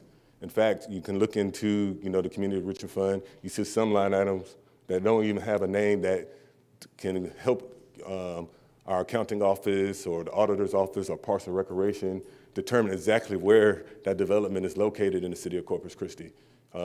You'll see funds like ZBD Incorporated LLC, and we have no idea, okay, what subdivision is that in? Is there a park near that subdivision, and have we been making expenditures against that? So we can't ensure that we're in legal compliance with the UDC. So in addition to that difficulty with accountability, that has led to the expressed concerns by some people in the community about the lack of transparency. It's not it's not a matter of city staff trying to hide the ball. It's the fact that, it was the intent of the city staff to keep a very well accounted for system, but it's just become so convoluted since 2007 that it's kind of hard to keep up with the expenditures and revenues that's coming into that account. More concerning is the fact that I believe it was in 2017, the budget line items had grown so many that they stopped creating new budget line items. And money that's coming in since 2017 actually started being applied against legacy budget line items. So now you have intermingling of funds across the community. So it's going to be a real challenge trying to unravel that yarn and make a determination on what monies goes where. Next slide. According to the UDC, restricted funds must be spent in the park most likely to serve the citizens of the contributing subdivision, and it shall no case be more than 5 miles from that subdivision. As a community, I believe that we've gotten a little wrapped around the axle regarding this 5-mile radius requirement, and we decided that we wanted to put that restriction into context. So what you'll see is we went to the GIS system and we decided that we was going to place a point on the map as depicted before you. And we decided that we was going to describe a 5-mile radius around the point as depicted by the circle. We were surprised to discover how much of the city is covered by just one budget line item in its 5-mile radius. After seeing exactly how large the development area is for one budget line item, we decided that we wanted to look at what it actually would look like on the map if we attempted to track 5-mile areas across the city for 165 budget line items. Here's 8 developments, or 1% of the 160 budget line items in the Community Enrichment Fund. 16 developments, or 10% of the 165 budget line items in the Community Enrichment Fund. 32 developments, or 20% of the 165 budget line items.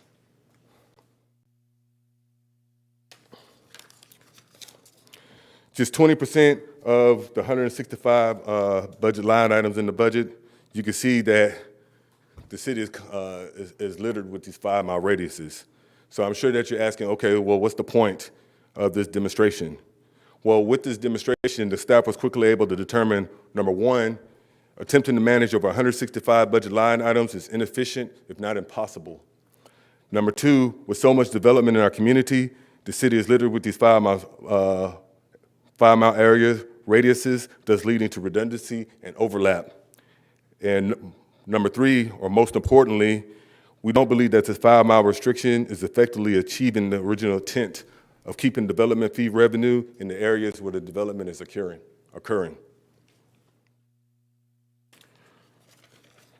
So understanding that, what the city staff recommends is we take action to simplify the FELO accounting process. This can easily be accomplished by tracking fees via area development zones versus individual developments or budget line items. Area development zones are adopted by council and recognized both by the city and the development community. And as you will note, by the 5-mile areas that we laid across the zones, it is reasonable to accept our belief that the zones are in keeping with the intent of the 5-mile restriction, which is to keep the money that's being contributed by development in the community where it's being contributed. Use of the area development zones will address overlaps and ensure that the park fees remain in the region of its development. And most importantly, it will allow us to reduce 165 budget line items down to just 9 budget line items. And that'll make it much more to account for when money's coming in and money's going out. Just for a quick demonstration, we decided that we was going to zoom in on each respective area development zone. In Northwest Zone, we have 16 parks to include Labonte and West Goof. Airport Zone, we have Hudson Park. West Side has 30 parks to include Joe Garza and Dr. Hector Garcia parks. The Downtown Zone has 23 parks to include Water's Edge and Sherrill Veterans Memorial Park. Midtown has 40 parks to include Cole Park, Swatner, and Collier Park. And the South Side has 60 parks to include Bill Witt, Brighton, and Brockhampton parks. London has 1 park. Flower Bluff has 9 parks to include Parker and Waldron. And Padre Island has 7 parks. So that's just one side of the coin with our research regarding the Community Enrichment Fund. We also decided that we was going to take a look at the land dedication itself. And one thing that we noticed is that we really need to keep a tight eye on the land that is being offered to the city. And we say that because we're not always offered the land that's in the best interest of the citizens of that development, nor the city itself. Often, land that's being dedicated to the city as parkland is often contained in wetlands and easements and land that can't be developed anyways. However, we get that undevelopable land contributed to us, and in turn, we waive fees, and it's just not a good way of doing business for city staff. Here's a few examples where you see park adjoins drainage area, odd-shaped parcels that are hard to furnish, parkland that's not centralized to the community, and again, adjoins in a drainage area. So what we propose to City Council is that going forward, we establish an annual Community Enrichment Fund budget, no different than what you would see with the city's operating budget or the capital improvement capital improvement program budget. Along with the CIP and operating budget, city staff will bring an annual community enrichment fund budget to council for adoption. Of course, just like the operating budget and the CIP, it'll be shopped around town halls and gain feedback from our citizens, and we believe that that'll help us to achieve transparency, achieve citizen feedback, and receive feedback from the development community, who are the ones that are proposing these fees and paying these fees into the Community Enrichment Fund. Get into the question on how much money is in the Community Enrichment Fund.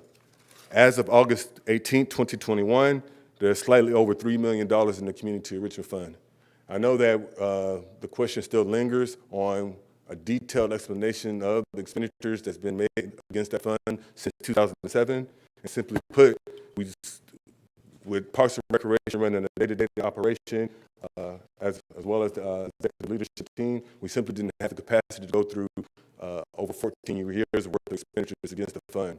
So we were happy to work with the auditor's office, had conversations with the auditor's office, and understand that they're going to do a forensic accounting of the fund, and we'll be bringing back a report to council detailing or providing a detailed report regarding the expenditures against the Community Enrichment Fund. As we wait for that report from the auditor's office, we are able to give you a summary review of some of the major expenditures against the fund. In 2019, we had $586,000 that was spent on playground structures and installation. In fiscal year 20, we had $1.9 million that paid for shade structures, splash pads, playground equipment, and installation. And in fiscal year 21, we spent $2.2 million on the Cole Park Pier project, the Parks Recreational Master Plan, landscaping, and playgrounds. What you also have before you is a draft. This is not the proposed Parks and Recreation budget for fiscal year, Community Enrichment Fund budget for fiscal year 2022. I say that because as of today's date, we're still having weekly meetings with the Coastal Bend Builders Association. We want to make sure that they have input on that proposed budget. We're still meeting with city staff to put together that proposed budget, and we want to make sure that we put together the strongest means of leveraging that balance in the Community Enrichment Fund in the community. So when we do come back to council for adoption of our new policy, we'll be bringing a fiscal year 22 Community Enrichment Fund budget for council consideration for adoption.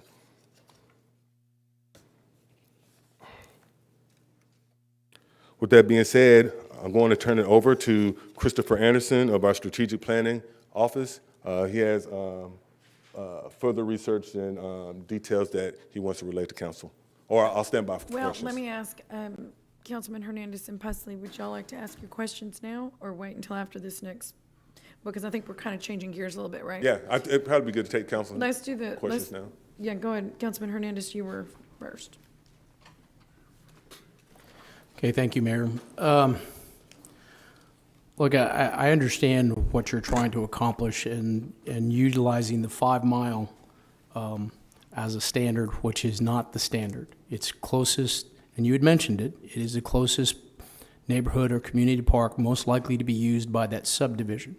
So your circles really should be that, not the 5 miles, because using the 5 mile circles obfuscates the reality of what that standard is.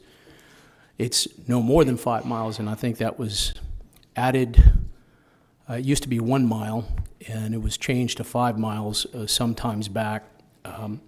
And realistically, that's just to capture the regional parks. But in reality, and it also takes into consideration natural obstacles, is also mentioned in the UDC. A creek, such as Oso Creek, or an arterial roadway would be also considered a consideration for that standard. So I think by the way you put the circles in the, and made it look like you can, the circles covered every part of the city, obfuscated the reality of what that should be. And that is not a fair representation of how those funds should be spent. Yes, sir. I don't believe that it's been misrepresented. According to the UDC, The word closest isn't even in the UDC. It states that the park most likely to serve a subdivision shall in no case be located more than 5 miles from the subdivision, taking into consideration factors such as proximity of major barriers to accessibility, including freeways, navigable streams, and bodies of water. So what is the difference between closest and most likely to be used by that? I mean, that's parsing words. It's really, I mean, you know, and I'll give you the example of a park in the Vineyards subdivision off of Airline. When the park equipment was removed, the Parks Department, and this is not you, Dante, previous role, told me, well, they can use the park on the other side of Airline. No one's going to walk across Airline where there's no crosswalks. There are natural barriers in place that would not most likely be used by that subdivision. So there are some specific things in the UDC that you have to consider in terms of the language. You cannot just use the 5-mile circle. I mean, like I said, that's not reality. And and this affects myself and probably Councilman Lerma and probably Councilman Smith in terms of where most of the development in the city is and what parks that should affect. I'm not sure how if you're using the 5 miles, I'm pretty sure you can make anything, you can spend that money anywhere and completely spend it outside of those areas where the developments were intended to be. So I understand what you're trying to say, and I don't think there was necessarily flaws other than just poor management by previous Parks and Recreation and Development Services. I'm pretty sure this would have been a fine standard if it was managed properly. And, we're having to deal with that as now because it was mismanaged. And this is no, strike on you guys. You guys are trying to make good of a bad situation and try and address it. I want to make sure that it is fair to the people that were in those developments that were, that probably have no expectation of having a park close to them. But realistically, it is unfair to them that where this money was supposed to be spent is not being spent anywhere near them. And that's wrong. So you should take that into consideration, anything that is most likely to be used by those subdivisions. And that to me is a simple standard, a very simple standard. And I'll, as the audit committee chair, this is something that we are auditing and we are going to take a look at to make sure where the best use of this money is. And also evaluate where expenditures have been in the past. And if there's no justification for some of those expenditures, but we'll have to deal with that as well. All right, thank you. Councilman Pusley. Thank you, Mayor. Neiman, in the old policy, there was always what I thought was kind of a loophole that worked in the city's favor, and that is that you had this 5-mile rule or closest to the subdivision, but there was this little clause in there about our use at a regional park. And so I guess that's how we ended up using $1.25 million of the money allotted to these funds for the Cole Park Pier, which was not within 5 miles of any subdivision that I know of that was recently developed. So with your new plan, and I'd like for you to back up in this, and I want to express again, staff, at my disappointment of we get these presentations sprung on us in council meeting where we haven't had an opportunity to review them. And I just absolutely despise that. I would have liked to have had this presentation in our packet where we could have reviewed it so we could understand it and ask questions about it. So that's just a point. But if you could back up to where you show your big circles for your new process instead of using, oh yeah, one forward, yeah, okay. You call these area development zones. Yes, sir. So your plan would be that anything that was developed, for example, I'll use the Padre Island area development plan, anything that's going to be, or any new developments in that area, the money that is put into this fund is going to be utilized in only that big circle area, Yes, sir. which overlaps into the other circle area. No, no, sir. No, sir. What we're suggesting is the money will only be spent in the area development zone of the contributing project. So if the project is in the Padre Island area development zone, then no funds will be restricted to only being spent on improvements in Padre Island. It won't go into Flower In Bluff. the Padre Island Area Development Zone? That's correct. Okay. But I still don't understand. You have the Flower Bluff Area Development Zone, which overlaps at 50%. Yes, sir. And there's really no way to not depict that overlap, but only sole purpose of those circles was just to demonstrate the fact that these area development zones, for the most part, are within a 5 mile radius, or 5 mile radius wide or long. So what we're trying to depict is the area development zones would be in keeping with the intent of the 5 mile restriction, which was to keep the money first near that contributing development and no more than 5 miles from that contributing development. Well, as you can see by, as demonstrated by these circles,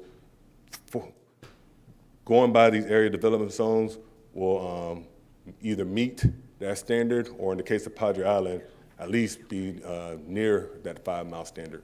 So we were just simply trying to depict that on the map to show how wide or how long these development zones are. Okay.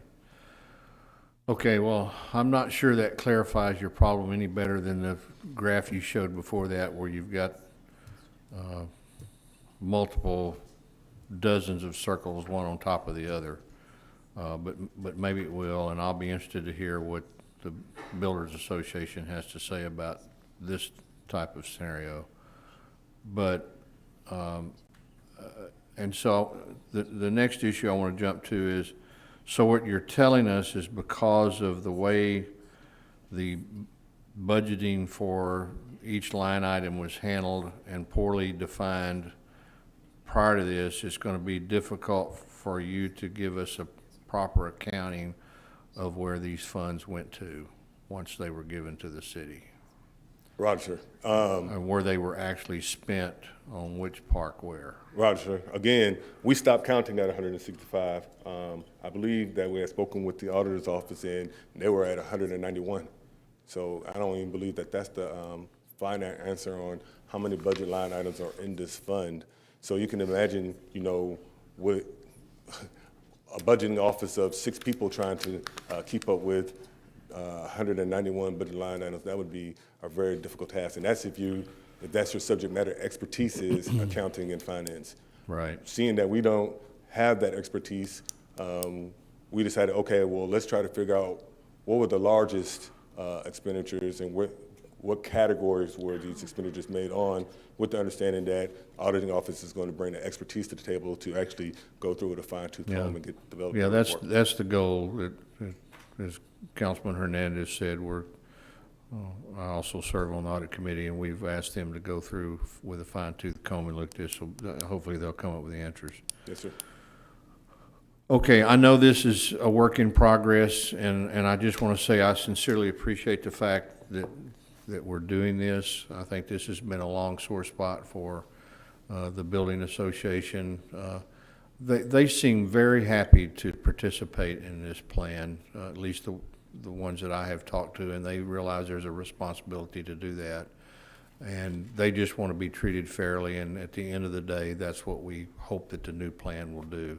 Yes, sir. Whether we do circles or squares or triangles or however we come up with a boxed out area, we just need to make sure this process is fair. And, you know, the little bit of unfairness for me as a person who lives in the northwest area of the city is if you look at those circles you had on the graphic before this one, the lion's share of the money that's being spent in this city is conglomerated in one particular area. And so, to me, it's kind of like the wealth is not being spread around the city of Corpus Christi to other areas. And I realize that's because there's not as many subdivisions being built. But I think the Parks Department has to keep that in mind as we go forward, and we as a city council have to keep that in mind. Yes, sir. And the last thing I want is for our residents in Lakeland, the Northwest Area Development Zone, to think that what we're suggesting is the city walk away from investments in open space in that community. That's far from the case. We actually address those areas in our CIP and in the park budget. And I think that Councilman Lerma will tell you that we put together a 7-slide presentation that he took to North Beach Community Association, detailing the millions of dollars that the city is investing in, the Northwest area and the airport area over this fiscal year. So they aren't forgotten. It's just that our hands are tied with the Community Enrichment Fund ordinance. No, I understand. Okay, again, I just want to say I'm glad you're tackling this. Thank you very much for all your hard work. And at the end of the day, I hope we come up with a good process, and I'm glad to hear that you're going to continue to work with our Builders Association. Roger. Thank you. Councilman Smith. Thank you. Thanks for the presentation. I think what we're hearing today is the current way of doing it is just completely impossible. And so it's great that you're bringing a change to us that, I don't know, if Auditor's Department has $300-something-thousand budget. How much of that budget's going to be spent? Just money could be spent on other things, trying to unravel this truly unworkable formula on there. I fully support the geographic areas that we're going to, with one exception, that you've got it up on the screen. You look there at Padre Island and Mustang Island. Mustang Island is divided from the Padre Island area by about 4 miles by the state park, and Mustang Island is just starting to build. And people will be paying in the fund in Mustang Island. They're not going to be using Padre Island parks. So I hope staff would consider having Mustang Island add one more zone where you use the state park as the boundary line there with it. Another thing is we're going in an inflationary period, and that you brought up fixed cost on the land value with it, that we put a CPI escalator on our fees, so that 5 years or 10 years from now, when prices are double what they are now, that we're not on that fixed cost basis with it. And then the last thing, you brought up the cost to develop an acre of park with it. I'm just kind of wondering, part of what we gave our second reading on today was $375,000 for West Haven Park. We're doing a splash pad, very high level of improvements. And as I was looking at the detail on that $800 and something thousand, I saw sidewalks coming in at $280,000. You can pave the whole 1 acre in flat work for $280,000 with it. So as I see those numbers on there, that if we're making decisions based on an $800,000 number, is that truly an accurate number? Again, we're doing West Haven, a great improvement for $375, and we're saying it's $800,000 to do an acre.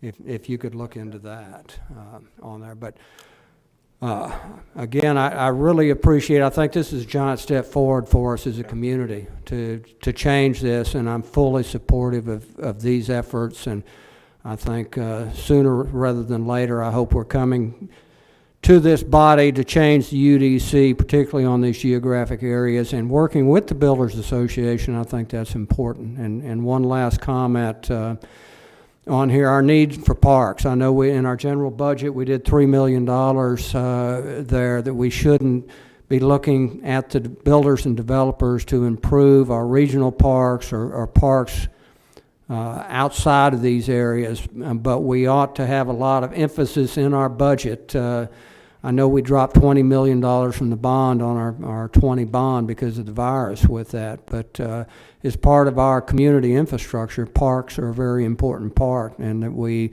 we come up with our 22 bond, some of these improvements that I'm seeing on this, the Cole Park Pier, for example, spending $1.2 million on this proposed, we'll be getting that a little later for Bill Witt, 40% just on one project. That's something that's more applicable to bonds. So, okay, thanks. Councilman Lerma. Thank you, Mayor. Well, first of all, I just want to say, Dante and Neiman, great job, good presentation. I support what you guys are trying to do. Dr. Dante, you and I sat down for about an hour and a half and went over this, and I was amazed when you started drawing all these circles and circles and circles, and then you're telling me there's 165, Neiman's now saying almost 200 accounts. It's impossible to keep track of. You know, great improvement. I won't let you forget about Northwest. Don't worry about that. Right, sir. Because I will definitely, Dr. Dante and I have to take a trip to the Northwest area so you can actually see that.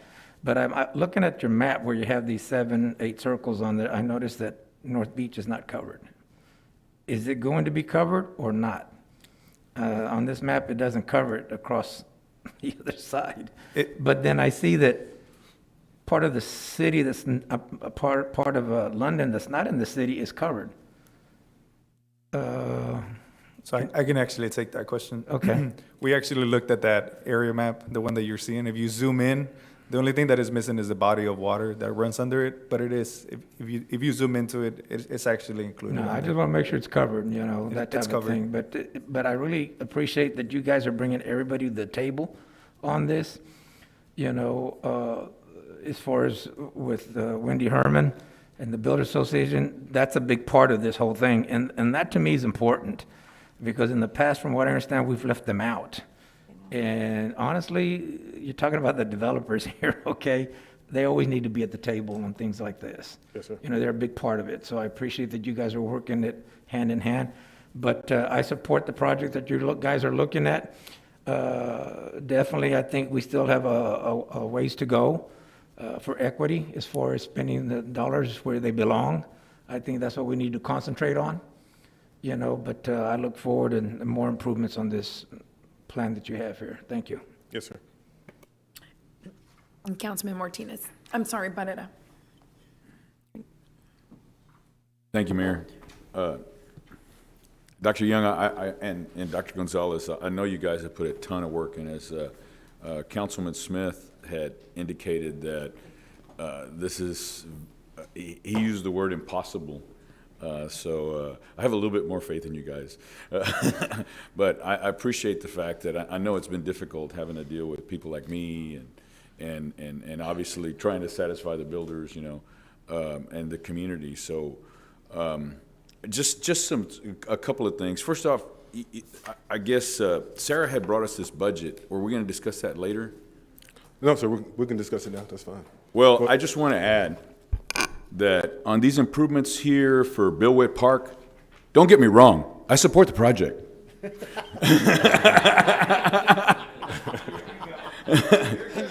No, that's all I have for that. I want everybody to know I support the project, not to get me wrong. Anyway, but no, on a more serious basis, and you know, and I admit, you know, my district last week was a recipient of some of the challenges that we had, and you know, obviously it was a great project, and I think that's where we just kind of got where it made sense. And you know, I had, knowing that this audit was going on, you know, I obviously reached out to the Builders Association, and their comments were is that, you know, we're not against development of these parks. We just want to have some rhyme or reason or some methodology of which, and I'm glad you're working that out. You know, right now we're working on the Parks Master Plan. I know you've had some dialogue with Half Associates. The unfortunate thing I found out is there's no specification that was included with regard to how could we better improve this process. At least that's what I've been made aware of when I talked to them. Do you know of that at all? Is the master plan is there anything in the master plan that discusses the system for funding these parks? No, sir. The way that we're looking at the Parks and Recreation Master Plan is half is going to be responsible for putting together the strategy to improve our park system and basically set those goals for the city. And we're going to look at the Community Enrichment Fund as one of those funding streams to actually pay and fund that strategy that's being developed by half. So with that being said, I would think that we should possibly wait until at that point that it's complete, that we can incorporate that system so that way they work together fluidly. The other thing is, I know the streets department is safe routes, okay? And as somebody during public comment put together a nice video with regard to the connectivity with regard to the MPO, I may have mentioned that to you with regard to the bike trails. You know, the connectivity of all these parks. That's another component that I think that needs to be considered as to where is it that we have the need. I think this system of basically utilizing, I mean, even if I don't want to discredit your $800,000 plus to develop an acre park, but even if you were to use that I guess methodology, $82,000 doesn't go very far. So as opposed to then, why not just keep it at the $40,000, you know, at whatever, or 62, whatever it was, because it's a nominal amount. It's almost to the point. It's like I said when you had our discussions.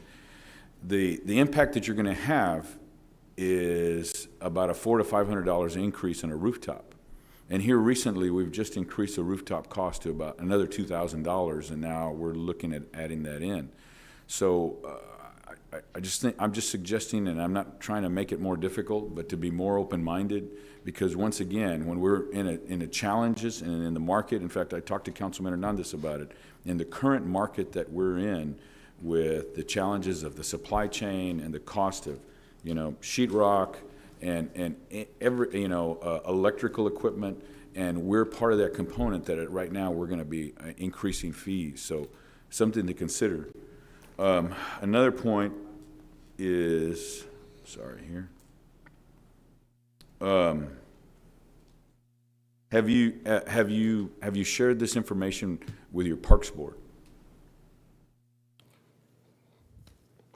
Or made a presentation or a suggestion? Have you had feedback from them? Yes, we did. We took it to them this last meeting that they had, and we're bringing it back in November to have a second meet, just to continue the conversation. Because I would get some buy-in from them, because obviously they're very passionate about it. And I know some of them, particularly the chair, and obviously Colonel Shower, who we had visited with yesterday, the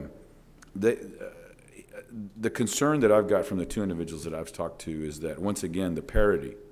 Because, you know, we've got some rich culture and some older parks, and then you get into a situation like what we might have had that could have been debated for West Haven, is that, okay, how much development is done there in that inner city area?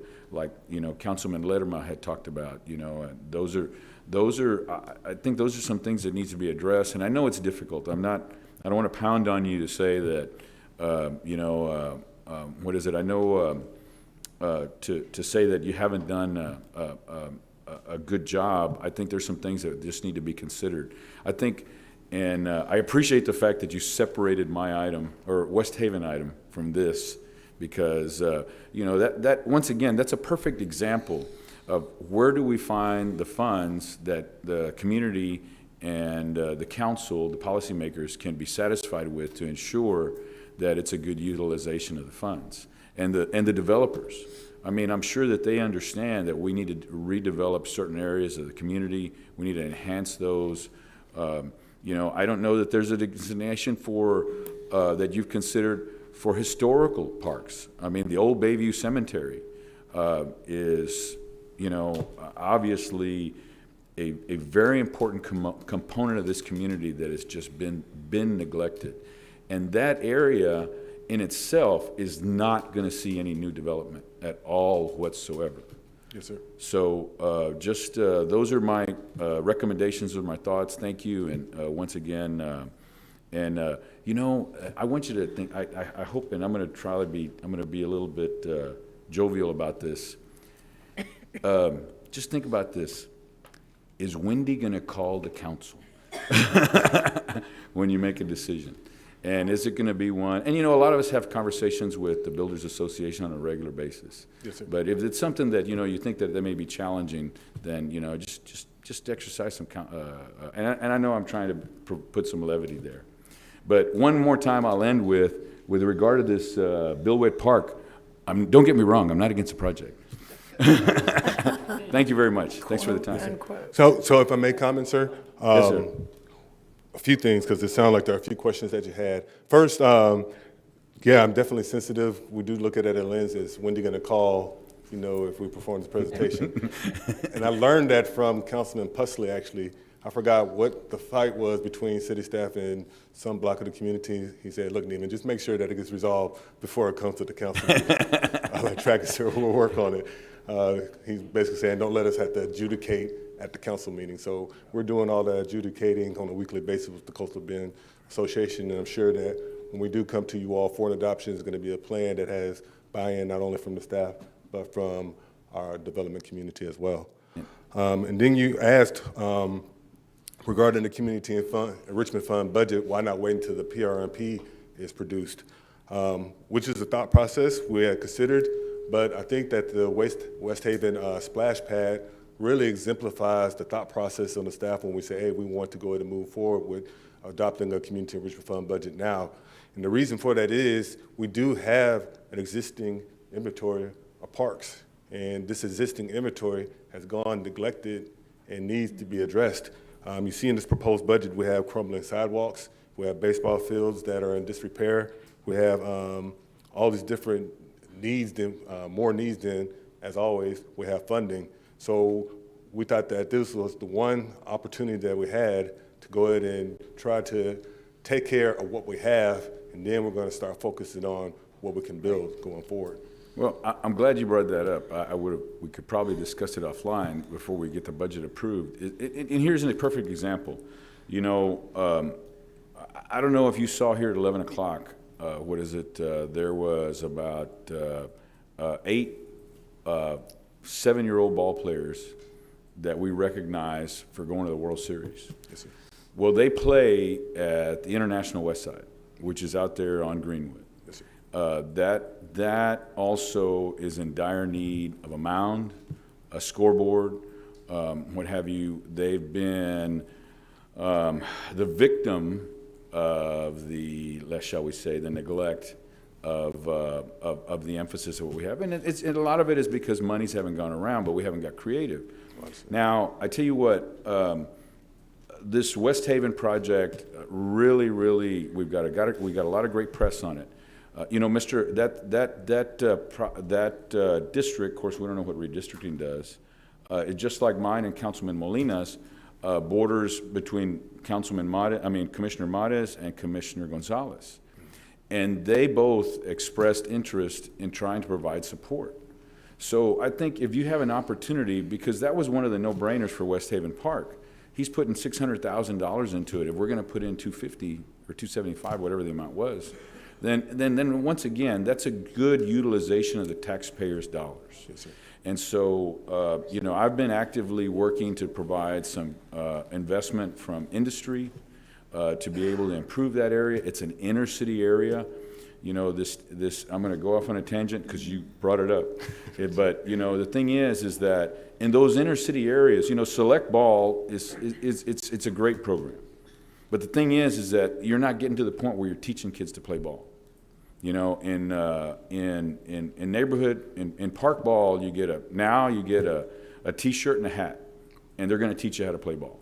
Right, and so the concern of industry is that we don't want to be able to fund just a select league where you have these kids coming in with, you know, $100 bats and, I you know. wish they were $100 Well, back when my kids were in they're school. not $100 bats. And see, that's the thing, you know, it's become a sport for the affluent. So anyway, I bring that all together just to say that, once again, if we can somehow work to partner and that way those funds go further. I think that's an important component because we want to be able to reach out to our partners and say, how can we maximize this project? So that way we're not, number one, I think we brought it up earlier about this recall, double taxation. We're going to make it go as far as possible. We're going to be good stewards of the taxpayers' money. Right, so, but anyway, thank you very much. I appreciate all the hard work you and your team have done on this. It's not going unnoticed. Thank you, sir. Thank you. Councilman Martinez. Thank you, Mayor. This is a tricky deal for me because I look at the big picture. Once we switched from taking land to taking money in lieu of that land, to me that kind of creates a fairness issue, right? Because if you're donating land, then the park is going to be where the land is donated. In the neighborhood, it's a neighborhood park.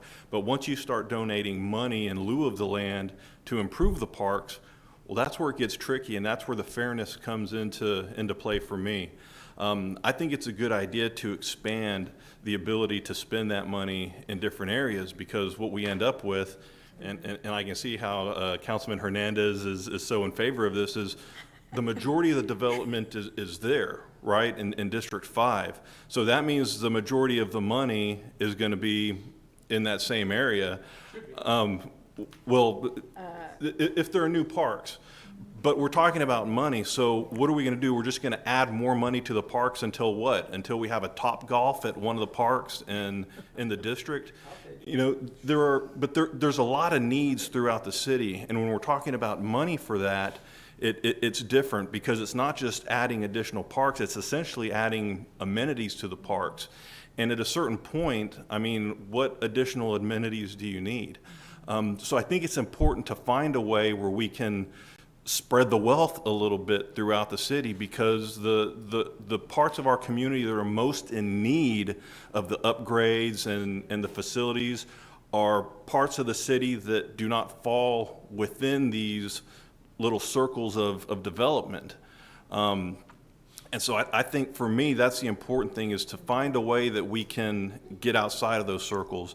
I don't know if there's a way that we can maybe do percentage. Maybe we do 75% has to be spent within this zone, and 25% maybe go into a general fund, so that we can utilize it throughout the community as we see there's a need. Just something that gives us the ability to serve the communities that are more underserved and that don't have the ability to get these types of funds, because there is no more development that can be done in those areas. When you look at the map, the Midtown area, the Central West Side area, they have very few opportunities for development, but those are the oldest parts of our community that need the most to upgrade or to maintain or to just get back to a decent standard. And I think that it's important that our whole city benefit from our growth and our development, and not just one or two areas of our city. So I would really like to see that, and I know that's what we're trying to do, but I just want you guys to know that I am totally behind that, and anything that we can do to help our less served communities, I'm certainly in favor of trying to do that. So thank you. And if there's anything that I can do to help out with that, please keep me involved in that, because it is an important thing for me. Yes, sir. Thank you, Councilman. Yes, Councilman Hernandez. Thank you, Mayor. And with regards to Bill Witt, with the amount of development out there, it should be the large percentage of that funding should go to Bill Witt or the surrounding parks in that area, as per what is stated in the Uniform Development Code. And I get it. However, if we went with the idea that Councilman Martinez did, I would recommend to the Builders Association to make sure you donate land and not money, because then those communities will never see any money for their parks.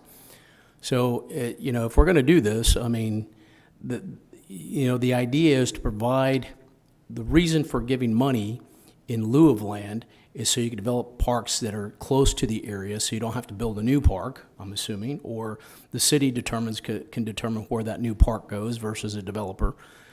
But it still has to serve the community, or else they won't have a park. They won't, unless, I guess, on the chance that maybe the developer might create an HOA, and the HOA might get their own park, but then the city doesn't take care of those. So, as a matter of just fairness for the people that live in those communities, the newly developed communities, or even communities that are pre-existing, there are, and I'll give you an example, there was some houses built right behind Bill Witt. Right behind Bill Witt. So, you know, this is one of those things where if we're going to take the money from the developers that are developing in a certain area, then the money should be spent in those areas, as per described in the UDC that are most likely to be used by those subdivisions. You know, the no more than 5 miles. You know, and I understand what you're trying to do with these area development zones. That's kind of the easy way out. You know, make it simple, put the funding in those areas. But I think we should unravel what we're doing first to make sure we spent that money appropriately, which, you know, and I understand the West Haven Park was a nice project, but the funding should have been from somewhere else. It shouldn't have been from the Community Enrichment Fund. And that was the whole point of that discussion, right? Had nothing to do with that. You know, same thing with Cole Park Pier. I think Cole Park Pier was a great project. Community Enrichment Funds, you know, what I want to make sure we do is we spend this money appropriately, and then it should not be appropriated incorrectly, or, you know, well, we have the money there, so let's spend it, and we'll ask for forgiveness later. You know, that's not, you know, and I encourage and Wendy's there, encourage the Builders Association, the Home Builders Association, to really, you know, hold our feet to the fire to what was agreed upon for these developments. It's important that we hold, you know, that if we committed to something, we should do it. If we decide to just spend it wherever the hell we want, you know, that goes to the credibility of the city. It really does. That, you know, okay, we'll take your money and we'll spend it where we say you're going to spend it, and then you decide to spend it somewhere else. That's a credibility issue for the city. And I think we you know, our credibility should be top notch. It shouldn't be just willy-nilly. Thank you. Thank you, Councilman Smith. Thanks. I'd like to just follow up on what Councilman Martinez said, that what we're talking about today, community enrichment funds, they're a fee on there, and they're assessed to a certain group. They're not a tax. And as we look at our city as a whole, that's really the taxpayers improving these badly needed parks out there. And we've got the bond coming up, and I think it's incumbent, if that's what we want, we need to, as we're going on this 22 bond, that we're emphasizing what work is being done. We need to upgrade our parks. We know in all districts we have a lot of old parks there we need to spend. But is the Community Enrichment Fund the right vehicle? This fee on new development with it, this should be shared by the taxpayers as a whole. It's a little bit what Councilman Hernandez is saying, but I don't quite agree. We haven't seen the depth of detail on there that supporting the budget that you all have, where 50% goes into District 5. I've got a little bit of what's the word on it? We like it or not. I fully support it, but I don't. How did you phrase that, Gil? Yeah. I fully support it, but I don't. I support the project, but the funding should have come from somewhere else. Yeah. Thanks. Okay, so I think that's all of our comments, but I will say that, you know, this council is who makes the decisions, who makes the policy, I should say, on what we should do. And we're hearing everyone's thoughts on it. Wendy, along with many others in different aspects of what we do, have a seat at the table. A seat at the table means, and respectfully I say this, what do you think? Give us your perspective. But you are the ones up here saying what's best for the residents of this city, because I was elected by those residents. Now, that said, appropriately expending money, in my opinion, and this will never change, means a fair and equitable distribution of those funds. So if it needs to be a hybrid, then so be it. because no one will convince me that if we only expend those funds within that area, exactly what the councilman described, in the area of that development, there is, I mean, Wendy, you can tell me right now, tell me where outside the south side that everybody's building. I'm sorry, north, yes. Okay, north and south, that's it. So what happens to those little small pocket parks that we all have? It isn't fair. It isn't fair that none of these monies go towards some equitable, maybe a hybrid, because I agree with you, Councilman Hernandez. There is absolutely something to be said for the development that's happening in one area, and therefore monies should be put there. But we are creating something we are fighting at the same time, which is that what is it called? Your park. Dilworth Park. That's a beautiful, huge park. It has really nothing on it. And you've been looking at that park for literally years.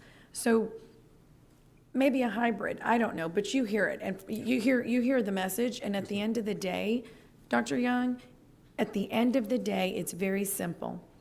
It has to be an equitable distribution of the funds across city parks. Yes, ma'am. And I placed before you all that proposed budget, again, not proposed, just a draft. And we basically, if you look to the right-hand side of the table, we depicted, according to this draft, how those funds would be distributed, with 47% going to District 5 to reflect the fact that that's where most of the development is coming from, then 12% for District 4, 16% for 3, 13% for 2, and 12% for 1. And that was to make those improvements in those pocket parks and different open space, across the city. Now, of course, that's just a recommendation from the staff, and at the end of the day, the council is going to determine if 16% or 12% or what that right number looks like. But it's definitely not lost on us that, there's still some residual budget line items from the northwest side, as development moved north and came down south. And because there are some residual line items with funding in there, that funding should be reflected in the proposed budget for the fiscal year 22 Community Enrichment Fund budget. So we'll definitely work on it, ma'am. Great. Okay, great. Oh, Mr. Hunter. Just one question. Absolutely. Thank you, Mayor. Councilman Smith asked earlier about the $800,000 per acre park. What is that information based off of? Is that what I know y'all are taking over past stuff, but where are y'all getting the information from? $280,000 for concrete for an acre is pretty common to what you would pay for an entire 2.5 acre building's worth of concrete. So I would like to know this. It's very concerning. So I'll take that question. And we had that conversation while we were going through the budget, and Councilman Smith is correct. We over calculated that particular line item. It actually is $75,000. We did the edit on the PowerPoint, but unfortunately it's not on there. Thank you. Sorry, I didn't hear the answer earlier. I apologize, but thank you. I appreciate it. Another thing, it does look like a lot of these zones that you're choosing are highlighting a lot of the TERS areas. And it seems that what we would be doing if we do this, how would you say this from not the protagonist point of view, but if we do this, you will have people lining up to get funding from, which I'm not saying this hasn't been done before, but we can get money from this fund, this fund, this fund, this fund, this fund, this fund, this fund, and this fund. And if we keep continuing to focus on, highlighting certain areas, I've been trying to think of how to get this out and explain what's going on in my head for the last 15 minutes. And that's why I was hesitant to push the button. What I'm trying to say in the most politically correct and nice way possible is these zones not just highlight or their outlines go over to the next zone, but there are tons of other funds that these people can utilize and develop. So if I was a developer going into zone downtown, I would look at TERS, I would look at the Community Enrichment Fund for this area, and a lot of other different groups. I just think that we need to be careful that people are not going to be taking advantage of all the different type of funds, so the taxpayer builds their project for them and we're not left. Yes, sir. Yes, sir. Looking like a bunch of clowns. Roger, sir. So thank you. Yes, sir. Councilman Hernandez. Yeah, real quick on your box here, is that for existing funding that's in the Community Enrichment Fund, or does that include funding that was expended already? Existing.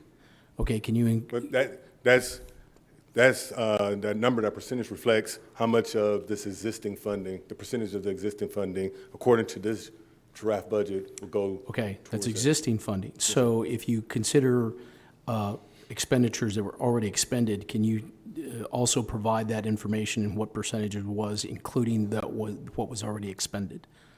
Well, again, that's what we're waiting on from the auditing office as far as. No, I mean, you've already expended the money, right? Yeah, $250,000 over at West Haven, or it's encumbered, and then 1.2 million at Cole. So that percentages would be different for each district, right?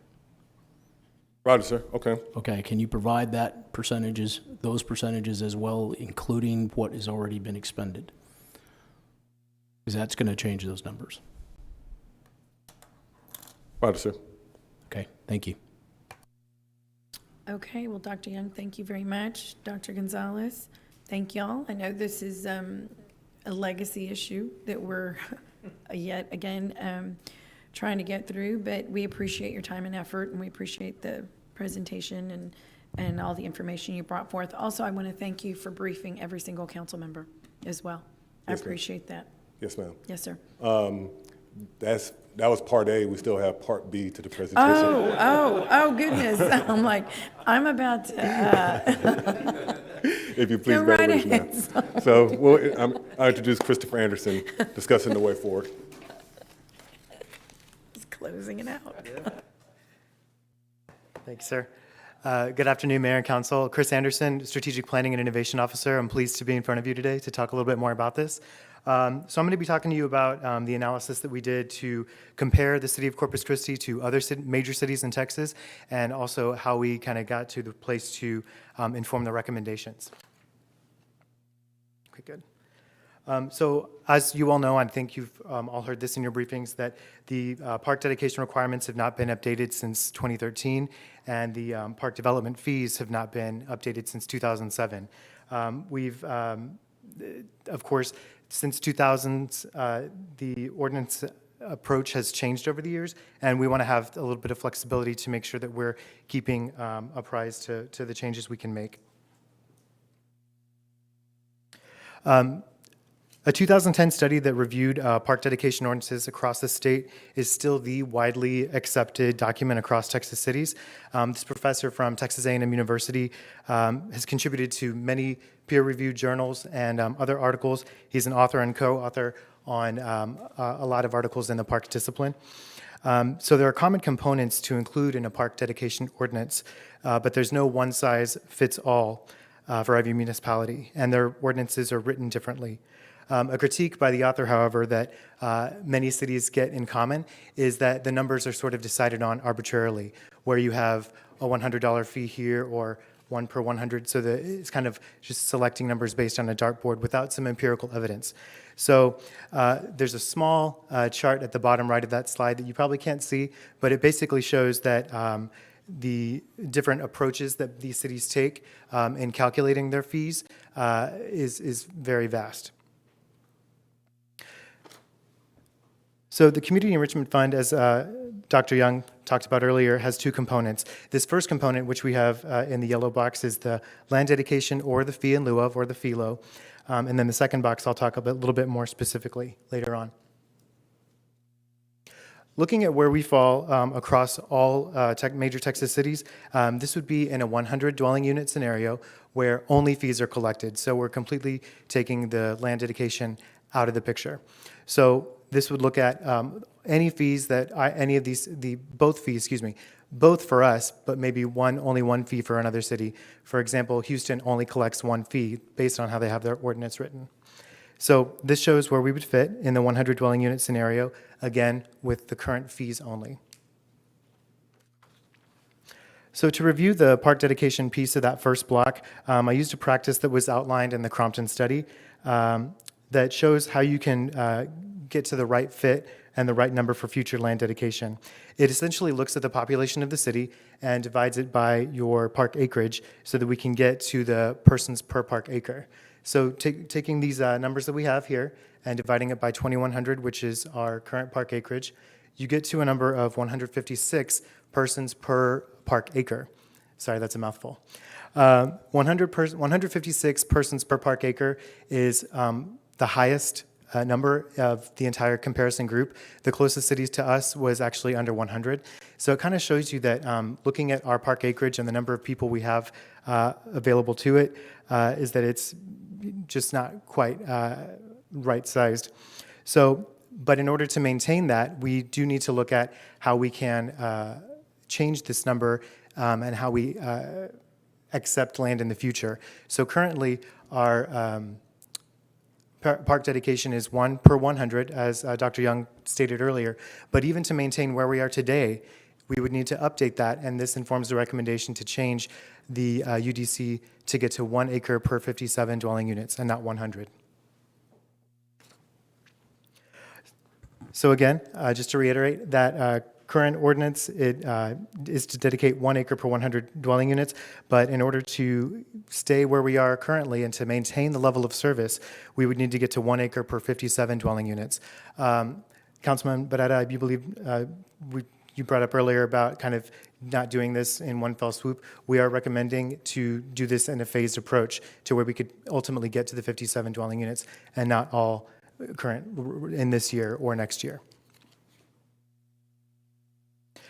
So you've seen this top graph. This is the current max we can receive from the fee in lieu of, and that's assuming that we're looking at the fair market value cap, which again is not being recommended to change.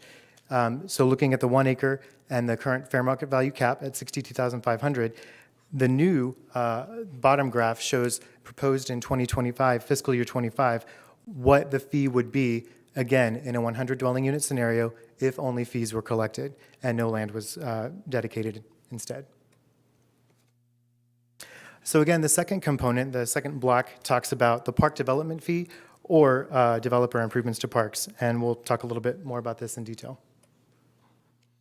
As we stated earlier, the park development fee hasn't been adjusted since 2007, and per the UDC, Council has the ability to actually review this every 2 years. So we've missed out on a little bit of, just kind of reviewing what we could be doing and what could fit best for the city.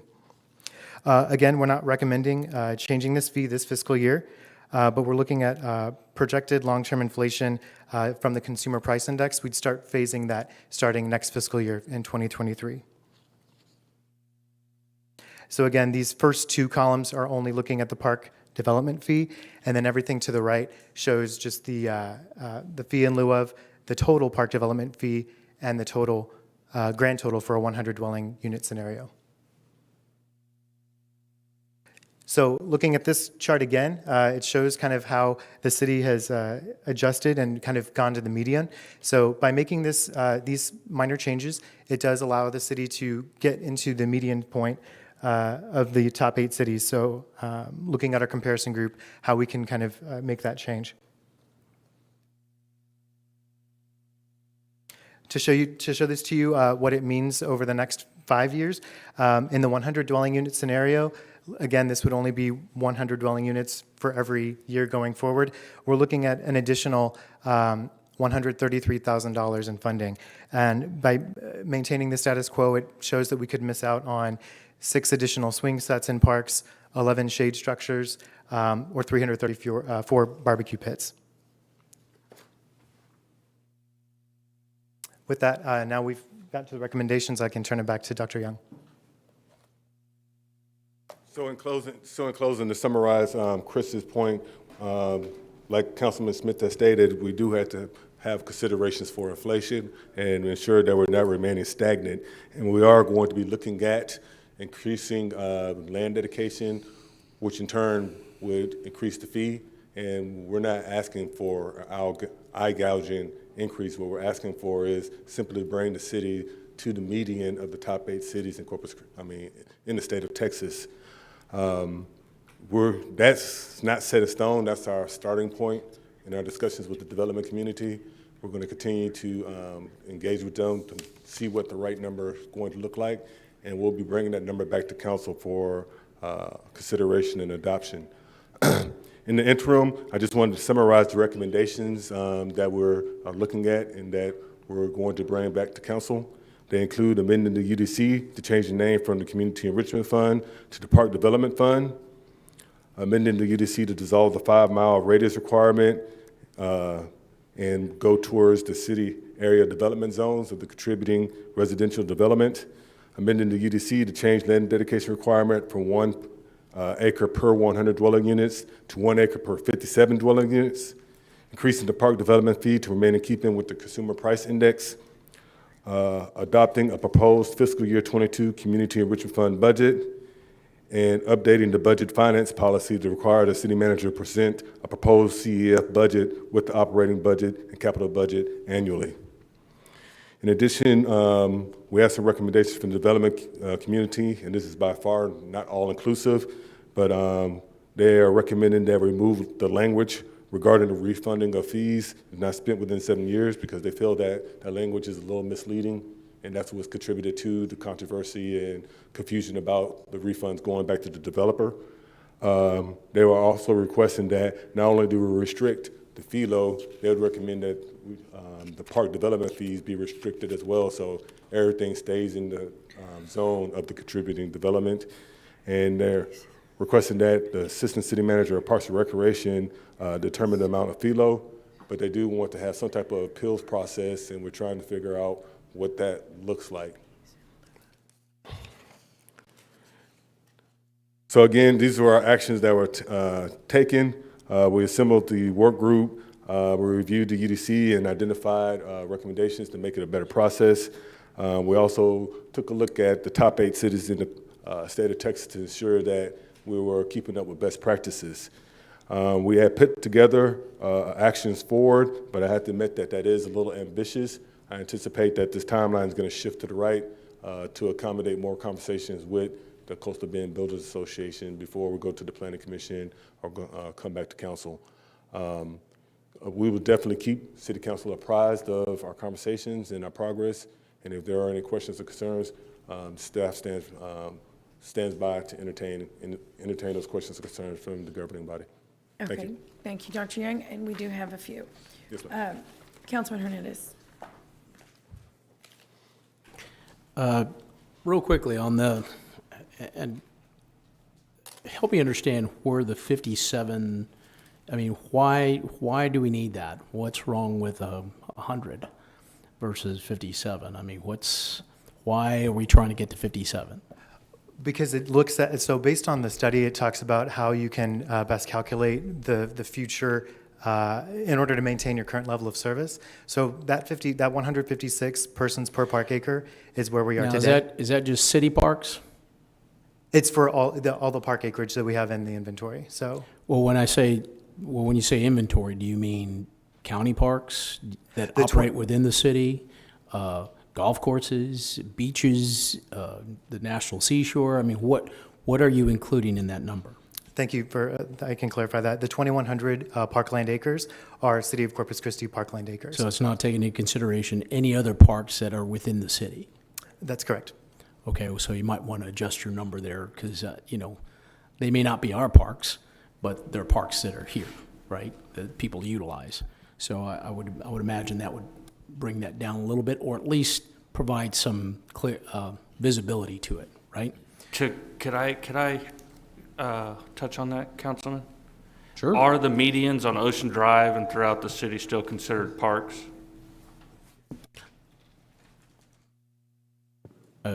Did you catch that? Or the Are the median? I'm sorry, say it again? the medians on Ocean Drive and throughout the city still considered parks? They were for a very, very long time, and I'm not sure if they still are. That could be why our numbers are so high. Okay. I can go back and look at the 2100 to verify. So again, when the data that I was using was received based on when the study was initiated in 2020. So just a bit before my time here, but I can definitely look at that. And to circle back, Councilman, looking at the study, the parkland acres are based on city parkland acres. So apples to apples, based on the way that study was written, talks about, how San Antonio, for example, or how Houston. So because we have the ability and we have other parks nearby. Yeah, I get it, but it's not reality. The reality is that there's other parks, right? So I understand how the study is done, but I live in the real world, so I want to make sure that we're looking at all the parks that aren't just operated by the city, but that are acreage that are available for recreation. The other part of that is that when you mentioned where we were in the top 8 cities, and we were number 3, I don't necessarily think that's a bad thing. We don't have to be the one that has the highest fees, or have to be right in the middle. But keeping with that, we have to be accountable for what we're spending or not spending or not appropriating with the way things currently are. I think before we start talking about fees, and I'll have to agree with my not so conservative colleague over there, Councilman Barrera, that let's not talk about fees or increasing fees until we straighten out our house with what we're collecting currently. I think it's somewhat inappropriate to start, because we don't know where we're at, right? We don't. I mean, let's see what our needs are, and we're dealing with years and years of neglect. I harped on this for a long, long time about preventive maintenance, asset lifecycle management, and the whole 9 yards. And we talked a lot about it during the budget cycle, right? And making sure that we have a plan to replace things. And so we're not trying to, pay for everything at once and trying to find the money for it. So let's look at this holistically before we start thinking about fees or increasing fees, because I don't think that's necessarily a bad thing, but I want to make sure we know where we're at. Yes, sir. And we thought about that, sir. We said, hey, that is kind of ambitious to seek a fee increase while we're still trying to do our housekeeping on previous expenditures. But our thought process is that residential development isn't stopping.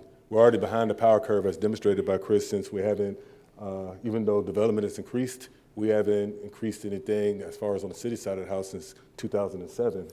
And if we decide that we're going to continue to take this tactical pause while we go through old information and expenditures back, since 2007, well, on the other side of the house, the city's going to continue to develop, and we're going to miss opportunities. Well, that's okay, but in terms of other cities, what's their percentage of their general fund that goes to parks versus ours? Did you look at that? I mean, we could be underspending from our general fund. I mean, there's other ways to look at that other than just fees that are going towards developers and how we pay for things. I don't want to put everything on the backs of our developers. I mean, we increased a bunch of the fees on them on the development services side. And okay, it's neither here nor there, but I want to make sure that we're looking at it holistically, not just in this one area. You can't look at things in isolation. You got to look at a big picture. That would be a great understanding of how much we spend in the general fund versus other cities. And it doesn't have to be the top 8; it could be the top 10 or the top 12. I mean, let's not. We don't have to always compare ourselves to cities that are larger than us. At least, look at us for the average of what we should be. I think there's more information that needs to be brought to us, and we shouldn't be talking about fees until we get our house cleaned up. And I get where you're at, but I need more information there. Thank you. Councilman, if I may just piggyback on that, the 57 units was actually calculated using the population of Corpus Christi to the acreage of city parks. So if we change that number to include the county parks, that number would have to change significantly to include the population of Nueces County. So right now, we're just including population. I said county parks that are within the city limits. But community enrichment funds do not go to county parks. I know that, but parks are still there, right? Sir, we're tracking, sir. We're tracking. Okay, thank you. Councilman Barrera. You know, I think it may be snowing in hell, because I'm going to agree with a lot of what my colleague all the way to the left has to say. That even though he's on the left, he's to the right. I guess if we were standing on this end, You're to my hard left. Colin. But you know, number one, I just want to reiterate also. I think we need to really clarify where we're at with the audit before we really move any further, before we make a decision. And you know, I don't know. I was looking at this one calculation. You know, so if we're going to change the land dedication, are we recommending to remove the land dedication whatsoever completely? Well, see, then based on that formula, is it my understanding then that we're going to, because we've discussed that we've got probably way too much dedicated space for parks that we have to maintain that aren't really true parks. So then now we're going to come to a point where we're going to calculate a formula where we're going to generate more land, you know, and as Councilman Hernandez had indicated, then, you know, a developer would say, well, then, you know what, instead of putting money into it, then we're just going to dedicate land. So, you know, once again, and to echo his comments, we have to look at this holistically. And, you know, if you look at it from a standpoint of, number one, in 4 years, you're going to generate probably $47,000 more because you're increasing the fee. You know, I don't know if you're tying some CPI to it, you know, or whatever the case is. But once again, in your suggestion that you had indicated before was that it's $800,000 to basically improve a park, which my colleagues believe somewhat inflated. So what's another $47,000 going to do? You know, and the amount that we have. You know, I'd look at it once again, echoing Councilman Hernandez, is look at it holistically and see what their funds are that they spend maybe in general park, or basically what the cost is per acre for each community expends. So that way, because why even have a fee? You know, why even have the fee? Because and at the risk of sounding conservative, it's just another tax. That's all. You're just taxing because once again, it goes into the cost of the rooftop. The developer is frustrated, and what it is they're trying to keep the cost of their homes down. And once again, going back to this day and age, you know, what have you, you're comparing right now, Austin obviously is $153,000, and I'm not suggesting we go to that.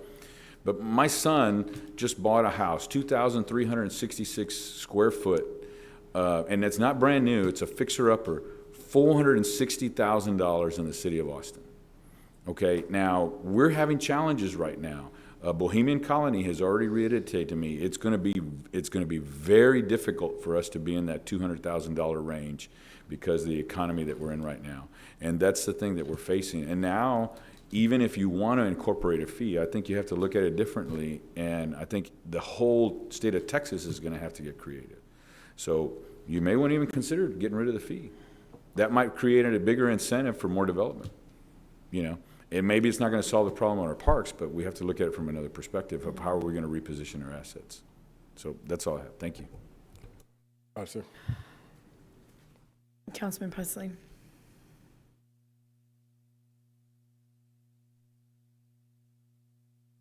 Lot to consider.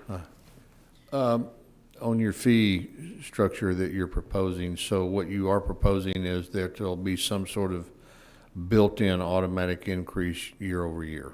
Right, sir. And okay. You know, a few years ago, this city took stock in the number of parks we had and actually divested itself of a number of spaces that were no longer being utilized. And I'm not so sure that we're not in that situation again, where we really ought to look at some of these parcels of land to see if they're actually being used, especially some of the more mature subdivisions or areas of this city, to see if it really, because I know at the county, we had those. I mean, we had 2 or 3 that basically all we did was mow the grass every month, and nobody ever used them. And so I'm not so sure we are not at that point again in the city. Yes, sir. And that's not lost on us. I was amazed when I arrived at the city to see that we have an inventory of 191 parks. And I know it may seem counterintuitive that we're trying to increase the acreage toward the land dedication. We've having those discussions with the Coastal Bend Builders Association, and we're currently in a little arm wrestling match because our thought process is we don't mind taking the land dedication if that land dedication is 1 acre and increases to 1.5 acre. But what we're pushing back on the development community and saying, hey, no problem, dedicate that land, but turn it over to a HOA. Don't turn it over to the city because we're already at capacity with mowing grass, doing maintenance, trying to replace swing sets. Dedicate the land. Just, have the HOA, over that community be responsible for the maintenance. And if they're responsible for the maintenance of 1.5 acres, we believe that that's outstanding. Mm-hmm. Yeah, and that presents some opportunities. We just have to be careful we don't get into another King's Crossing nightmare. Yes, sir. Mm-hmm. So where the HOA was supposed to be running it and now they've dissolved or whatever. So, both councilmen are correct. At some point, we have to all realize that these fees are being borne by the people who purchase the houses and by the taxpayers who are supporting the parks on a go-forward basis. And we just have to be sure, and I said this here a couple of weeks ago, guys, discretionary spending by governmental entities is the bottomless pit that you have to look into, and parks that's discretionary spending. They're nice to have, but we don't have to do them when money's tight. So we need to be cognizant of that. Yes, sir.